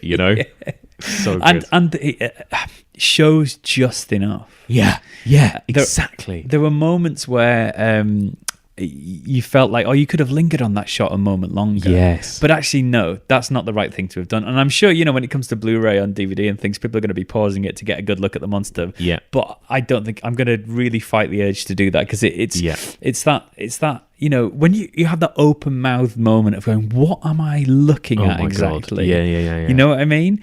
And it really plays on the sort of childhood fears of what's in the cupboard, what's under the bed. Yeah. And I know this isn't necessarily new ground, but it does it brilliantly, I think. It does. It absolutely does. It is, like you say, it's classic. It doesn't kind of particularly break new ground, but my God, just at like being a pure kind of scary jump fest and creep fest. Yeah. It does more than just jump scares, actually. I mean, it has proper uncanny fear to it in the way that some of the best I really do think it's an Argentinian film, but I really do think it owes a lot to J horror. There are nods, aren't there, for sure? Yeah, definitely. It's that kind of a thing. And the only problem I had with it was that I was so into all of those scary moments that I almost didn't care about what came in between. Because there is obviously a narrative and there are some good characters. But I was kind of like, right, come on, when's the next bit where we're going to see a monster or something? It's hard, isn't it? Because I think if you asked me to tell you minute by minute what happens in that film, I would really struggle. And I think at some point there's even a resolution and an explanation about what's going on. Yes, and it's like I've forgotten it. Entirely vague. Yeah. It almost didn't matter. And it was that film where people came out and went, oh my God, what about that bit? And what about that bit? That's the thing. I mean, and there were, because it was on that big IMAX screen, which is the screening I was in, your eyes are darting all over the place. It was a little bit like, actually, in that respect, Paranormal Activity, where you're just looking all over the screen to find where the next scare is going to come from. Definitely. There's even a moment, again, Paranormal Activity-esque, where somebody sets up a video camera in their bedroom, and what are they going to catch on camera while they're sleeping? And and actually what I loved was that it did surprise me at every turn sometimes, at how kind of it was very earnest. It was. It wasn't trying to be nudge, nudge, wink, wink, or subversive. It was just being a very earnest, scary story. But there was some really funny dialogue. Though. And there's again, not going to spoil it. People will know what I mean when I say this. Is that there's a dining table scene which is quite long, and not the table, the scene. And there are two people. There are two people talking at the end of it, and they're not making gags, but it's funny dialogue, and it's like, how are you managing to freak the whole audience out and Yes. terrify people, and also make people laugh in the in-between bits. Definitely. I thought it was really skillful. And that moment, again, at the dining table, we don't want to go into too much detail, but that was a horror image that I had never seen before. No. It was like nothing I'd ever seen before, and it absolutely chilled me. And I thought, they've actually managed to come up with something entirely scary and new that I at least hadn't seen before in cinema. Totally. And it was just, that was the moment everyone was talking about, wasn't exactly. it? Yeah. The visuals were really bold all the way through the film. Yeah. And I think you know that because when it shows you the threat, and as I said, there were moments where you flash on and off and you see it briefly. Yeah. But when it shows you the threat and you get a good look at it, it's still horrifying. Worth it. Yes, exactly. Yeah, so good. And again, I have no doubt that will get a release, probably an American remake. I wouldn't be surprised. It feels like it's screaming kind of proper studio remake as well. See the original. Yeah, definitely. Okay, so my number 2, again, this is probably one that would have been near the top of both our lists, tops most people's, I think. This is Tigers Are Not Afraid.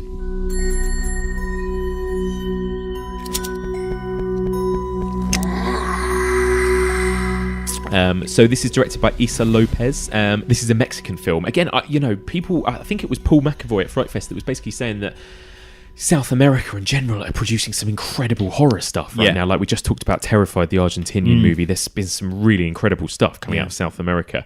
And this is just a wonderful film. I think it almost a cut above most of the other stuff at Frightfest in a way, wasn't it? It first showed at Glasgow Frightfest earlier on in the year, and everyone was raving about it so much that they brought it, and they showed it twice at London Frightfest as well. And again, I've no doubt this will get a release. Basically, the plot, as it's described on IMDb, is it's a dark fairy tale about a gang of 5 children trying to survive the horrific violence of the cartels and the ghosts created every day by the drug war. So that's a good synopsis, really, because I think it gives you exactly what this film is. It's the real life horrors of it's a drug cartel movie, but it's told through the point of view of these children, these orphans, these almost like street kids, I suppose, who are, again, they're our kind of narrator to this story, and it's told as a sort of fairy tale. It's so Guillermo del Toro-esque. It reminded me so much of Pan's Labyrinth and Devil's Backbone. I don't know whether you'd call it complete horror necessarily, it's whatever Pan's Labyrinth is, whatever you call that kind of dark fantasy, gritty realism, violence, thriller, drama. It's got everything, hasn't it? To a certain extent, although I loved them, the moments of horror almost felt out of place. A little bit, yeah. A little bit. Didn't need them almost. Exactly. I mean, I was great. I loved them, and I think it added to the fabric of an incredible film. Yeah. But they almost felt like the odd thing out, didn't they? Yeah, they did. They were proper horror. Those moments, they were really, they were scary moments. Definitely. Yeah, it's got everything. I think this film. I think most of all, it's got a real emotional punch, doesn't it? I mean, there was there weren't many dry eyes in this film. It is it's a devastating movie. Again, because it's these just incredible group of child actors that star in it. Paulo Lara, who plays the sort of central protagonist, is wonderful as well, and she's our kind of storyteller, our sort of gateway into this world. And it's tragic, and it's devastating, and it's creepy, and it's fun, and it's visually beautiful, absolutely beautiful. You've got kind of creature design, and you've got like fairy tale aesthetics, along with this kind of very gritty realism of Mexico, and again, this kind of drug world and crime world as well. It's hard to take, actually, a lot of it. As you say, people were rightly upset, and I was devastated actually at the end of it, and it was the end of quite a long day of films. It felt like the end of the almost at the end of the festival, and but it really, it stood out amongst all the other films. I think it was a brilliant thing. It does stand out. It's almost a cut above in terms of the filmmaking, I think, definitely. Issa Lopez, I think, is an incredible visual storyteller as well. I, there's a moment I really want to talk about, but I won't, because obviously I don't want to spoil it. But where some filmmakers would tell you what was going on. This character is sad. I am sad because of this. She does these brilliant visual things, which of course is what you do in film. Yes, that's what you do. That get rid of the exposition and show me. That's you've got a camera. You've got that's the whole point. It seems so obvious, doesn't it? And yet it doesn't happen much. It doesn't. And I think there were quite a few films at Fright Fest where I think exposition was not quite its downfall, but was a weakness in the film. Yeah. Not in this at all. No. The little visual moments of storytelling were incredible. Yeah, stunning, definitely. Yeah, and actually, and again, it even has moments of. It even had a couple of laughs at times as well. Again, because you're with these gorgeous, wonderful, very innocent kids, even though you're in this horrific world. We're with these kids who are children, and they're really charming, and they've all got their own character, haven't they? Yes. That's what I liked as well. It wasn't just like, this is just some kids. They all were really carefully carved out and drawn and described and portrayed as well. Really, it was awesome. Really brilliant. Yeah, we could probably gush over this for a long time. I mean, for but sure, yeah. It's worth seeing 100%. That's Tigers Are Not Afraid. It will definitely, it will pop up somewhere, if not in cinemas on demand. Definitely. I think I have a feeling it might be going on Shudder. On the Frightfest Instagram account, I think they had a list of films, Great. and I think it was on there. Great. Amazing. I'm sure it will.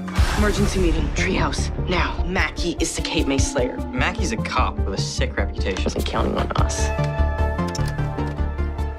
Okay, now before we get to our number ones, I just want to take this opportunity to read a few comments from listeners of the podcast who were also at Frightfest. I did a little post on social media and asked anyone who went to the festival to send me in their picks, their personal favourites, with a few comments. So here are a few of those. So Beth Arzi says, I loved Tigers Are Not Afraid for obvious reasons.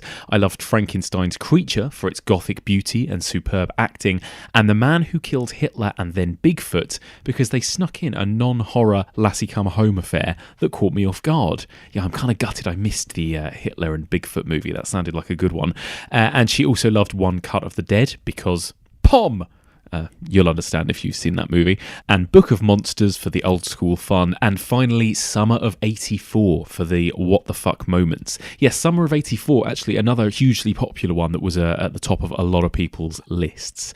Stephen Last has also posted a comment. He says, although films like Climax and The Man Who Killed Hitler and Then Bigfoot were absolutely amazing, it's a close race between Summer of 84 for its great character development and moments that genuinely shocked me, or Puppet Master, The Littlest Reich. Great gore-soaked practical effects and filled with humour. I think Puppet Master just sneaks it. The highlight of the festival, though, was definitely the people, especially the contributors and fellow listeners of the podcast. It really made my first Fright Fest incredible. Thank you very much, Steve. It was a pleasure to hang out with you as well across the weekend. Tara Jennett has posted to say, my favourite movie was Tigers Are Not Afraid. Such a beautiful and emotional film that mixes reality and fantasy to create a really important film that shows the horrors of what's really happening in Mexico at the moment, rather than just romanticising cartel violence or turning it into a melodrama.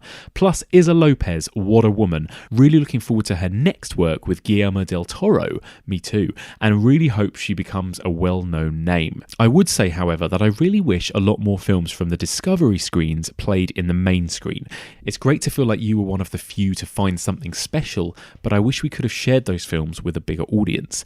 Yeah, I agree with that, Tara. I think what Tara's talking about, the way that the festival works, is that if you get a weekend pass, you can watch pretty much anything in the main screen. You've got a reserved seat. But there are these other screens, the smaller ones that they call the Discovery screens, where you have to basically queue and be first in line for tickets. And actually, some of the best films at the festival were in these kind of small Discovery screens. So it was a bit of a shame that, some people who might have paid sort of 200 quid for a weekend pass weren't actually able to get in and see some of the biggest and most loved films at the festival, like Tigers Are Not Afraid. So yeah, I suppose that's the only problem with festivals like this, is that you're never going to get the chance to see absolutely everything. Tim Adam has posted to say he had two favourites. First of all, Frankenstein's Creature. This is a marvellous confrontational slice of meta horror. Sam Ashurst successfully channels Tarkovsky, Bergman and the plays of Stoppard and Beckett, whilst James Swanton's Shakespearean screenplay and broiling physicality grabs you in the guts. What a wonderful review. And Tim's other favourite was One cut of the dead. This movie was a blast, bringing down the house at the Prince Charles Cinema in London to close off the disco screenings at Frightfest. If the middle act wobbles, the rest of this J-Zomcom positively froths as a love letter to collaborative filmmaking and the genre community. Couldn't agree more with that. Andrew Pope has commented to say that his favourite was battle rap comedy Bodied. Now, neither me or Adam got a chance to see this one either, although we heard great things. Andrew said, although not a horror, this was a great transgressive crowd pleaser. Gasps, shouts, cheers, laughter, and the guy next to me sinking into his seat, clutching his head and whimpering, no, no, no, no, no. That sounds like a pretty good review to me. Andrew also loved One Cut of the Dead, and he said out of the movies that he hadn't heard of before, his favourites were What Keeps You Alive, a Woodland Survive the Psycho movie that deserves a place alongside Dead Calm, and The Cleaning Lady, be careful who you let into your home. This had a great air of ominous dread as you wait for the titular cleaning lady to get to work. Very, very cool. Stephen Blenko has commented. He says, I only did the Friday, but I was really impressed with Incident in a Ghostland. Terrific performances and at times a grueling watch. A nice subversion of the classic home invasion movie. Spencer Richmond has also commented to say, The Cleaning Lady was perfectly watchable. Yes, there are rats liquidized in a blender, and that was unfortunate for the rats, but cinematically the film was elegant and pretty to look at. A nice steady drip of tension and slow dread sweeps into the first and second act. I just wish this had been 20 minutes shorter. Yeah, that's often the way with a lot of these films. I think a lot of them have potential to be fantastic short movies, as we've already mentioned. Robbie Dunlop has commented, and he says, it's got to be Anna and the Apocalypse for me. Almost every song was a hit, the cast superb, and there was surprisingly more gore than in 95% of the films I saw. My second favourite was Climax, entirely different and utterly compelling. Finally, the wonderful Becky Dark has commented. She's listed two favourites. First of all, What Keeps You Alive, a brilliantly paced, deliciously violent, twisty-turny thriller that kept me guessing. Two extremely strong central performances and genuine edge-of-the-seat tension. It was a little let down by the ending that felt tagged on to wrap things up neatly, but still strong enough throughout to be a major highlight. And her second favourite was Upgrade, a really successful sci-fi horror with some strong ideas and a couple of great kills. One got the biggest cheer from the Frightfest crowd that I had experienced over the whole weekend. Not Tom Hardy was brilliant. I think she's talking about Logan Marshall Green there, who does bear a striking resemblance. And his movement and choreography looked amazing. Plus, I love a bittersweet ending. Honourable mentions to Terrified, Book of Monsters, and Hell is Where the Home Is. Thank you very much, Becky. And there we go. Oh, sorry, there is one other comment from, co-host and friend of the podcast, Brad Hanson, who says, I had a terrible time and have renounced all films and human interaction. Thanks, Brad. Your opinions are always very, very welcome. Okay, let's move on to our number ones. Okay, my number one pick, and this was so hard, obviously. It was hard to pick five, let alone the top one, is The Witch in the Window.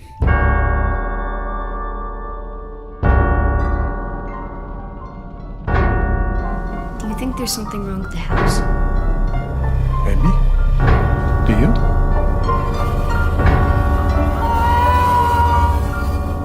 I thought I saw someone in the mirror. What kind of someone? I think a lady.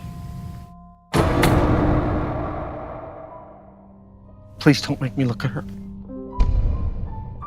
Oh, yeah, good choice. It's directed by Andy Mitten and written by Andy Mitten as well. Mm-hmm. And it's about an estranged father called Simon who takes his son, Finn, to a rural farmhouse in Vermont to renovate the place and sell it on for a profit. When they get there, they meet their nearest neighbour who tells them an old story about the former resident of the house, who's a woman called Lydia, supposed to be a cruel witch.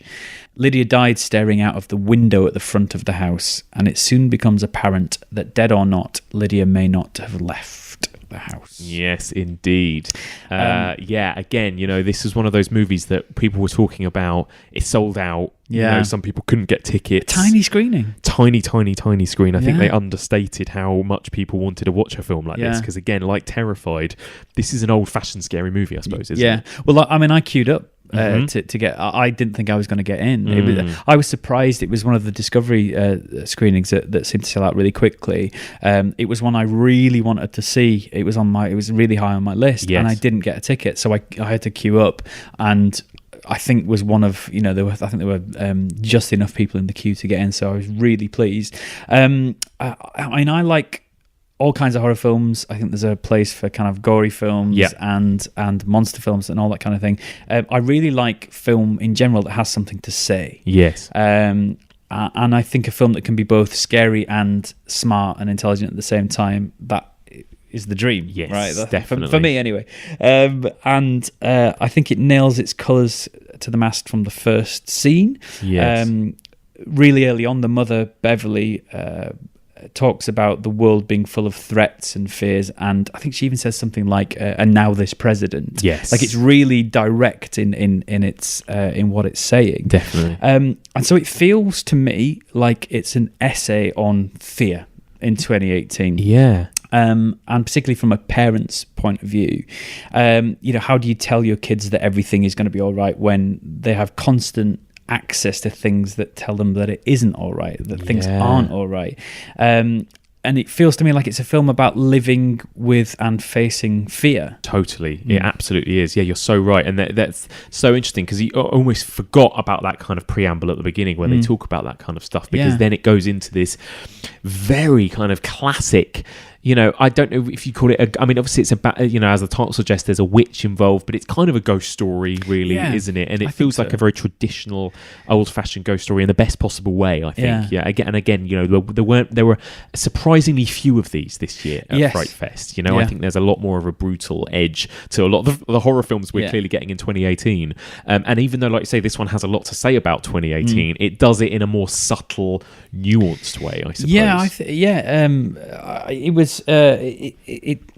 It's both a supernatural chiller and a sort of family drama, character almost. drama. Yeah, I suppose in the way that movies like The Babadook are. Yeah, exactly. It's very much in that tradition of you've got a parent and a child. Yeah. They're alone in the house. They've got all kinds of family problems, but then there's also this external monster, or is it really an external monster, etc. Yeah. And similar to Terrified, it's very bold with its visuals. Very. And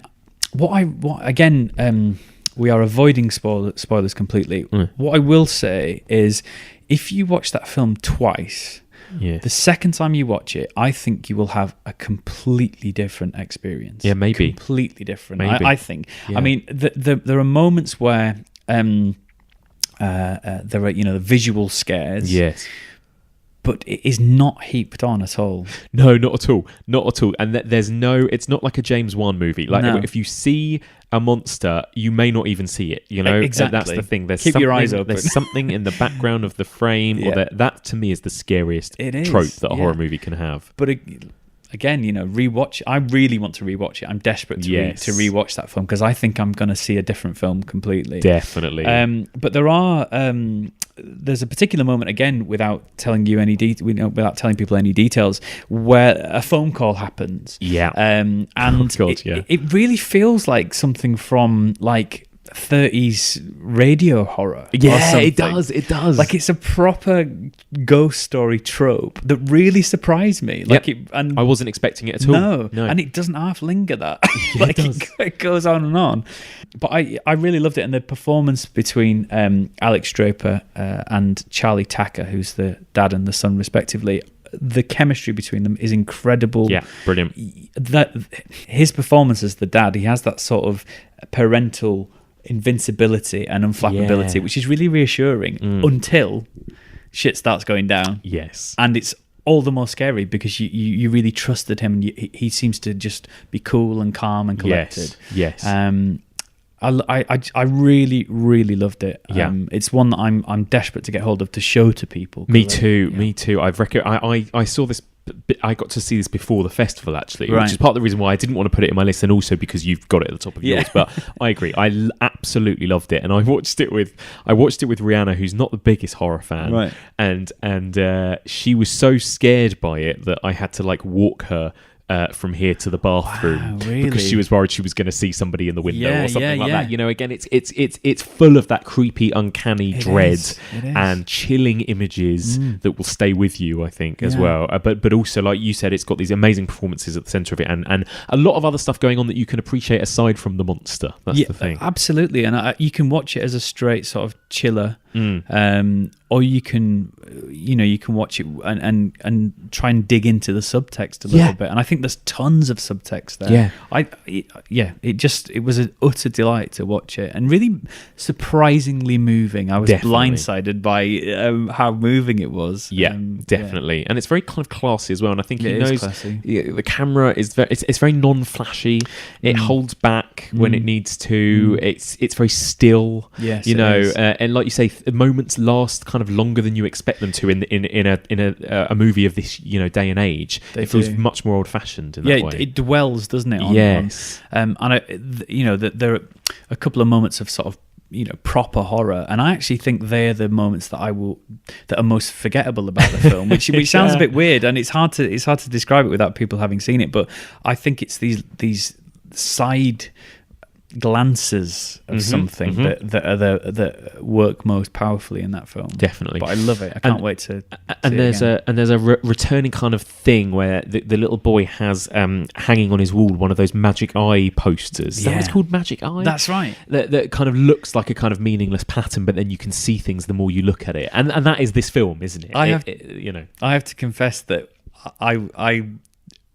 I thought there was going to be a big jump scare at that moment. Oh, me too. So I didn't take it in. No. Well, me neither. But that's the thing. I think 100%. That's exactly right. I was expecting something to pop out of it or something. It's not that type of a film. No. But the film is in regard like that painting, where you will look at shots and and the more you look at it, the more you will suddenly notice or see. And that's what's really clever about it. That's how things like that. I think you're in the hands of a really smart director. Definitely, yeah, it's wonderful. All right, so my number one. I don't think you could possibly get more opposite to The Witch in the Window in terms of content, the way it's made. This is the least subtle, most showy, ridiculous movie, probably, but I absolutely loved it.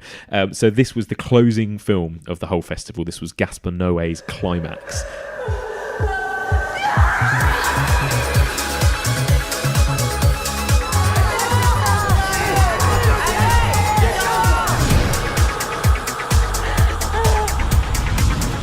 So again, I think this divided people a lot. Some people really hated it, and again, I totally get it why you wouldn't like it. For me, I was absorbed and gripped, and I was laughing, I was shocked, I was disgusted, I was scared, I was confused, baffled. I felt, I don't know, like I'd been punched by the end. I didn't know how to feel about it when I walked out of there.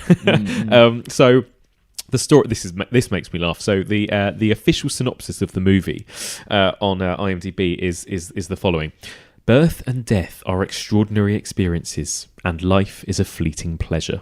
And that's Gaspar Noé's synopsis of the movie. Nicely done. So you'd be forgiven for thinking that this movie was a little bit pretentious in some ways. I was thinking of it as I was trying to explain it to my girlfriend, and I said the best way. I was like, imagine like a Lars von Trier movie, but directed by Baz Luhrmann, where you've got kind of big musical numbers and a lot of kind of jazz hands and stuff, and the camera is constantly moving and it's quick and choppy and intense, and everything is turned up to 11, but it's also this very grim subject matter, I suppose. So it's a weird film. If you've seen Gaspar Noé's other movies, Irreversible and especially his second one, Enter the Void, I think it's very similar to that stylistically, where you've got Gaspar Noé's camera kind of constantly moving. There are whole sequences where he's kind of filmed them upside down, and everything is kind of very overwrought, but I just loved it. So it's basically a story of this dance troupe, and you get a brief kind of sort of cold opening where you see each character in this dance group, this dance school, sort of talking a little bit about themselves, almost like an audition tape. If you couldn't dance, what would you do? Suicide. And it's like you get about 5-10 minutes of kind of character introductions of who all of these people are in this massive ensemble cast, and then it just goes for it. And then suddenly you get this huge dance number. The music is loud, the camera's all over the place, the dancing is incredible, and then we go into the story, which is this group of people having a party.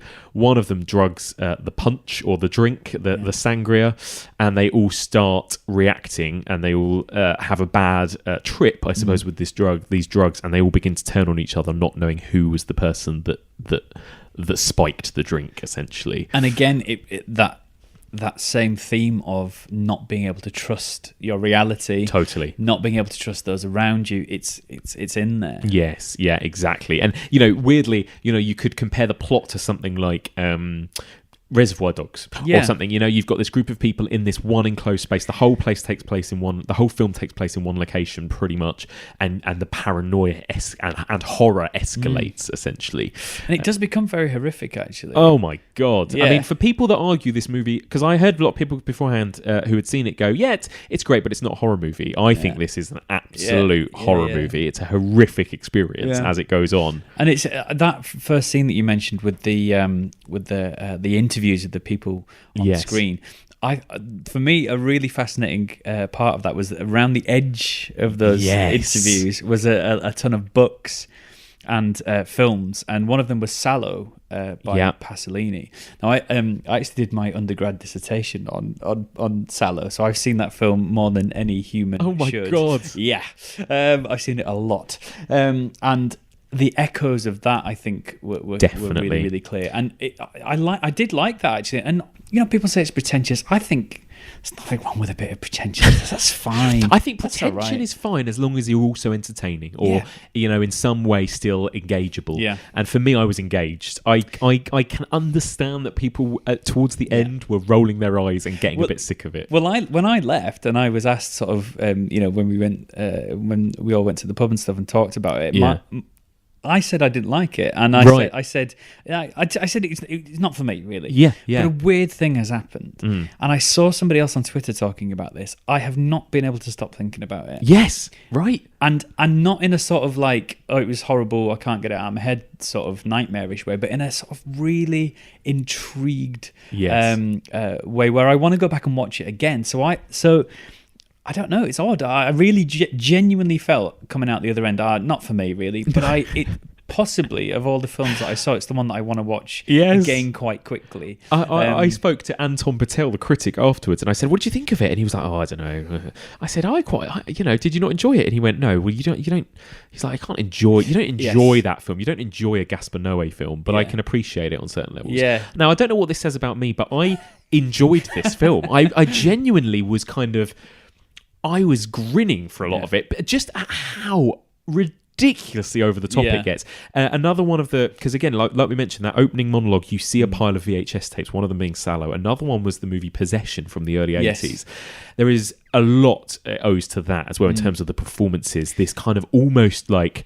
It's again cranked up to 11. These performances, these kind of writhing around, screaming, crying, shouting. Everything is so over the top. And for me, at points, I laughed, and I thought at times it was supposed to be quite funny, pushed to that level, pushed to that sort of absurdist. But at the same time, there are also moments as well, aren't there, where it feels horrendously real. Yes, true horror where I just wanted it to cut away and it wouldn't. Yeah. So one of those, almost a little bit like the opening of Texas Chainsaw, where it's being filmed. Yeah. There's that remove. That there's that conceit that there's a camera there, so it can't possibly be a real thing because it's not a documentary. Yes. But you so trust in those performances that when terrible things start to happen, I was like, oh, I don't like this, actually. This is making me feel quite uncomfortable. Yes. Almost in that sort of Michael Haneke Funny Games where it's a little too real at times. Definitely. I think Michael Haneke, Lars von Trier, again, we've mentioned Sallow. You're getting an idea of what this film is like. Yeah, but you mentioned Baz Luhrmann as well, so I mean... Well, it does. I mean, it's also got disco music and Aphex Twin, and it's got an incredible soundtrack, which I've already downloaded. Yeah. And it is like a kind of drug-fueled descent into hell. That is like the best way I can describe it. It starts off fairly fun and conventional, and then And the more it goes on and the worse it gets, the geography starts to weirdly kind of change and twist, and the camera work gets more deranged. It does. We're suddenly flying around these what seem like endless corridors, and it's got that Gaspar Noé kind of green and red sort of neon lighting, and different things happening behind different doors in these corridors, all kind of hellish in their own. And everyone's in their own hell, basically. Exactly, and he knows when to check in on these other people. Again, like I said, at the time it's really odd because I left not really enjoying it, but now I'm like, this is amazing. But he knows when to leave a scene, and go back to that scene. He gets it, I think, just right each time. Where you have this sort of moment of this terrible episode, but then he knows to move the camera onto another hellish episode, and it's pretty masterful stuff. It is, and it's relentless. And I also feel like, again, I didn't notice this because I was so engrossed. It feels like in my head like it was almost done in a continuous take. I'm sure it probably wasn't, but it felt like constantly the camera was just gliding effortlessly from room to room. And to be honest, the camera work goes so all over the place. I'm sure there probably are hidden cuts in there, but it felt like from about the halfway point onwards, oh my God, it was just a never-ending assault. Certainly that first dance number, it felt like it was done in one take, right? But you're right again. It seems to be a film in 3 acts again. 3 distinct acts. But the final bit, I agree with you. It felt like it was just happening in front of you. Yes, it felt immediate, didn't it? And if that's the case, those performances are. Oh my God, I wonder, I'd be intrigued to know how it was done and how rehearsed it was, or how spontaneous it was, the fact that, like you say, you would be watching one set of characters go through something horrible, and then another one would happen to be screaming and running past, and then the camera would just spin around and follow her for a minute, and then we'd go into something completely different, and it was just that, on and on and on it went, wasn't it? Yeah. And it stars, really there isn't really a star to this, it's a complete ensemble piece, isn't it? But the sort of, the character who is kind of the leader of this dance troupe, Selva, she's played by Sofia Boutella, and I was like, I really recognise her, and I've met her. Really? She's actually been in a lot of quite mainstream films. She was in Kingsman and a bunch of other kind of Hollywood movies. But this was, a role I'd not seen her do. I wonder if your next interview with her will be slightly coloured by this film. Oh my God! Yeah, if I ever do get to interview again, I will just want to talk about this movie. Exactly. Whatever she's plugging at the time, you're like, can we talk about climax? Yeah, can we please? Yeah, I just think Gaspar Noé is, again, like Lars von Trier and these types of filmmakers. I think I don't always love what they do, but for me, every time there is a new film by them, I want to see it. It's always just something that you're going to want to talk about, and it's usually something that you're going to remember as well. There was an awful lot of conversation, still seems to be actually online about it, which is interesting.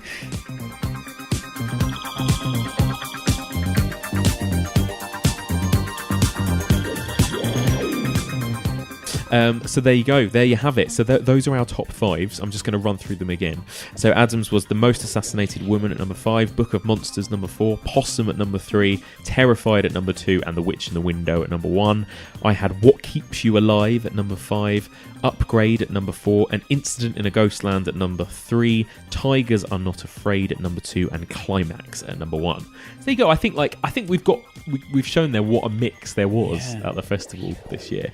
And I imagine people listening are going to be like, that's not right, that's not the top 5.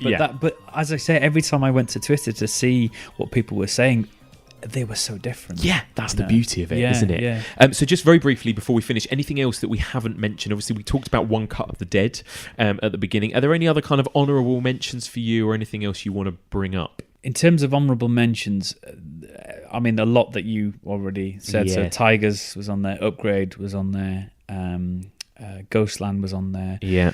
I got to go along to the live commentary of Ghost Stories. Great. Which was incredible. With Andy Nyman. And Jeremy Dyson. Amazing. I have been a lifelong fan of The League of Gentlemen. Yeah, me too. And obviously I love Ghost Stories, the play and the film. So it was a delight. I sort of I loved it, and it felt like a unique experience. And I sort of jumped on them at the end, like my mouth was way ahead of my brain, and sort of garbled a hello to them. I mean, they're such nice guys, though. That's the thing. And actually, Andy Nyman, one of the things I loved about Frightfest as well is that you have all the filmmakers just milling around with all the guests. Exactly. You know, they're always at the pub or they're at the after bar. And Andy Nyman was just there the whole time, loving it.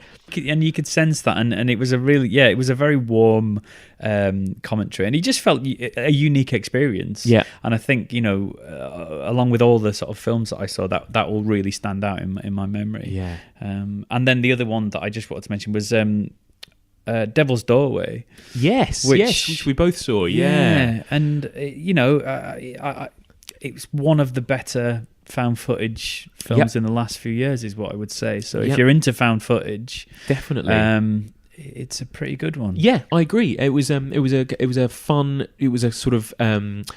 It felt like, actually, this is something we haven't talked about, but there were a lot of movies about nuns at the festival. I saw 3 movies about nuns. Sadly, none of them were quite good enough to make it into either of our lists, but this was one of the better nun movies. It's about a kind of convent that may or may not be haunted. It shared a bit with Borderlands as well. You've got the usual kind of found footage scares, haven't you? I felt like it just worked quite well. Very solid. Very solid, exactly. But again, the trend of mother superiors with a good right hook seem to be so like true. a lot of reverend mothers punching people in these nun films. Totally. Yeah. Any other honourable mentions for you, or is that the lot? I think that's the lot, really. I think for me, the ones that you've already mentioned, Terrified, loved it. Witch in the Window, loved it. The other ones I haven't mentioned yet, for my personal kind of it was so bad that I loved it pick, was Puppet Master. Puppet Master, this is the, I think, 12th movie in the Puppet Master series, and it starred Barbara Crampton, and it is ridiculous, and I don't think probably a brilliant film, but it had some amazing deaths in it. That's what I will say. So it's a proper slasher. It was like, let's not worry too much about story. Let's get a group of about 15 characters in this hotel. Let's throw some killer demonic Nazi puppets in there and see what happens. And we had a guy who got beheaded, and while he was pissing, and he ended up pissing on his own severed head. I mean, etc., etc. It's happened to all of us. And it was just, more than anything, it was just the inventiveness of every single kill that I was really impressed with, and there was quite a lot of laughter in the screening I was at. It's written by S. Craig Zahler, who made Bone Tomahawk and Brawl in Cell Block 99. Wow. So again, he's emerging as this like brilliantly. He's like the king of kind of bad taste, nasty brutality and violence, but also quite fun violence in a weird way, Where does that come in his chronology of films? Is this a film? Is this like his? This is his most recent thing. Wow, so he must have been. I wonder if he was a fan. And just took it on. He didn't.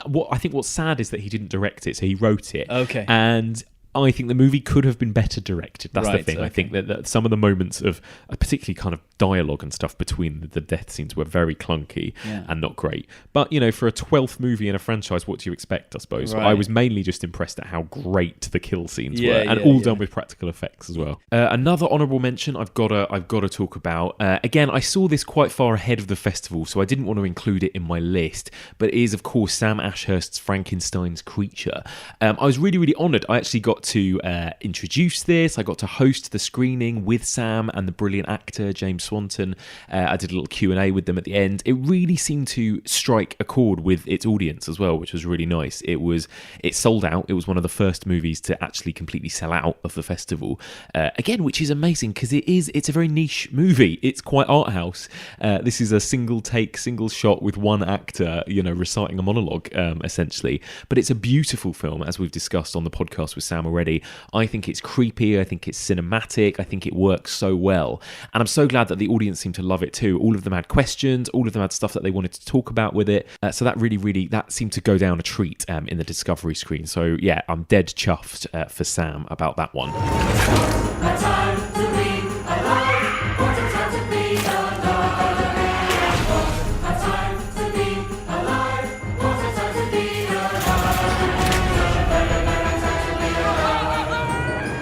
And then my only other honourable mention, we've mentioned it already, was one of the big Sunday night films, and that was Anna and the Apocalypse. Yeah. So Anna and the Apocalypse, great fun. I mean, I think, you'll either be sold or not by this description that it is a British teen zombie musical. Brilliant.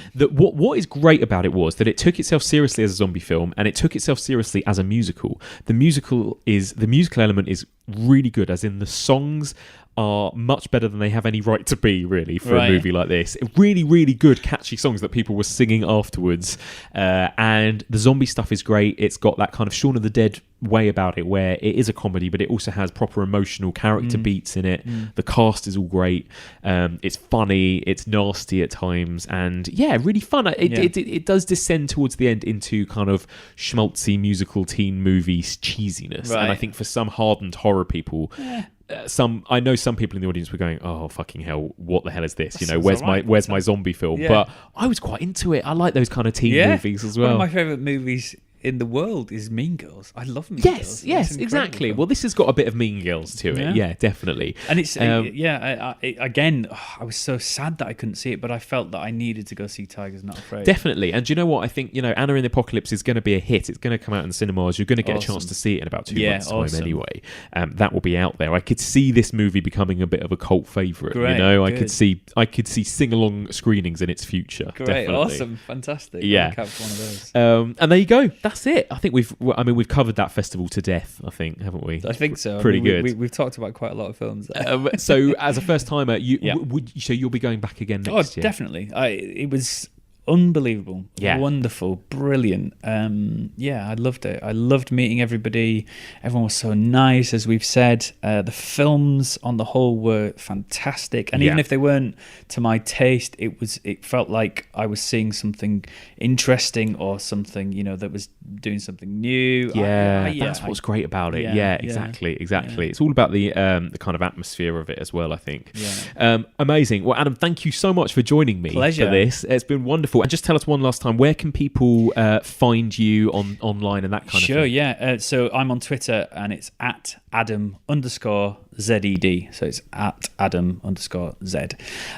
You can find our play Shivers on our website, thebookofdarknessandlight.com, or we're on Facebook as well. So just search The Book of Darkness and Light on Facebook. And we'd love to see some of your listeners along to the show, and come and say hello to us afterwards, because we like to say hello to people after the show. So yeah, amazing. I can't wait to see it. Brilliant. Thank you so much. Thank you.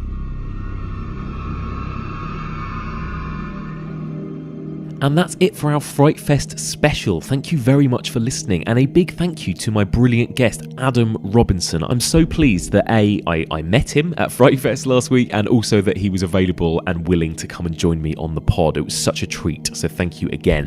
And please do check out his website, Book of Darkness and Light. All of the info will be listed in the show notes. I think that his upcoming show, Shivers, sounds like it might be something really interesting and terrifying. And if that at all sounds up your street, check out the website, check out if it's coming to a theatre near you, and purchase those tickets. So what did you think of our Frightfest discussion? Are there any particular film titles there that you're now particularly interested to see based off our discussion? Or have you seen any of them yourself? Were you at Frightfest? I'd love to hear some of your opinions, especially on some of those more divisive movies like An Incident in Ghostland. Send me your thoughts. The email address is evolutionofhorror@gmail.com. You can also tweet me at evolutionpod, or you can find us on Facebook. That's facebook.com/evolutionofhorror. And there is also a discussion group. That's where I met Adam, and that's where I met a bunch of other lovely listeners last week at Frightfest. It's a really great bunch of people. You can come and discuss the horror genre, the podcast, anything you like. That's the Evolution of Horror discussion group, and that can be found on Facebook. So we will be back as normal on Friday with the next episode of our folk series. That's going to be part 12, in which Louise Blaine and I will be discussing The Witch. And don't miss the latest episode, which features me and Dan Martin discussing Kill List, A Field in England, and all things Ben Wheatley. That dropped over the weekend and is still out there for you to listen to. So loads of good content to devour this week. But join me on Friday for a brand new episode of The Evolution of Horror.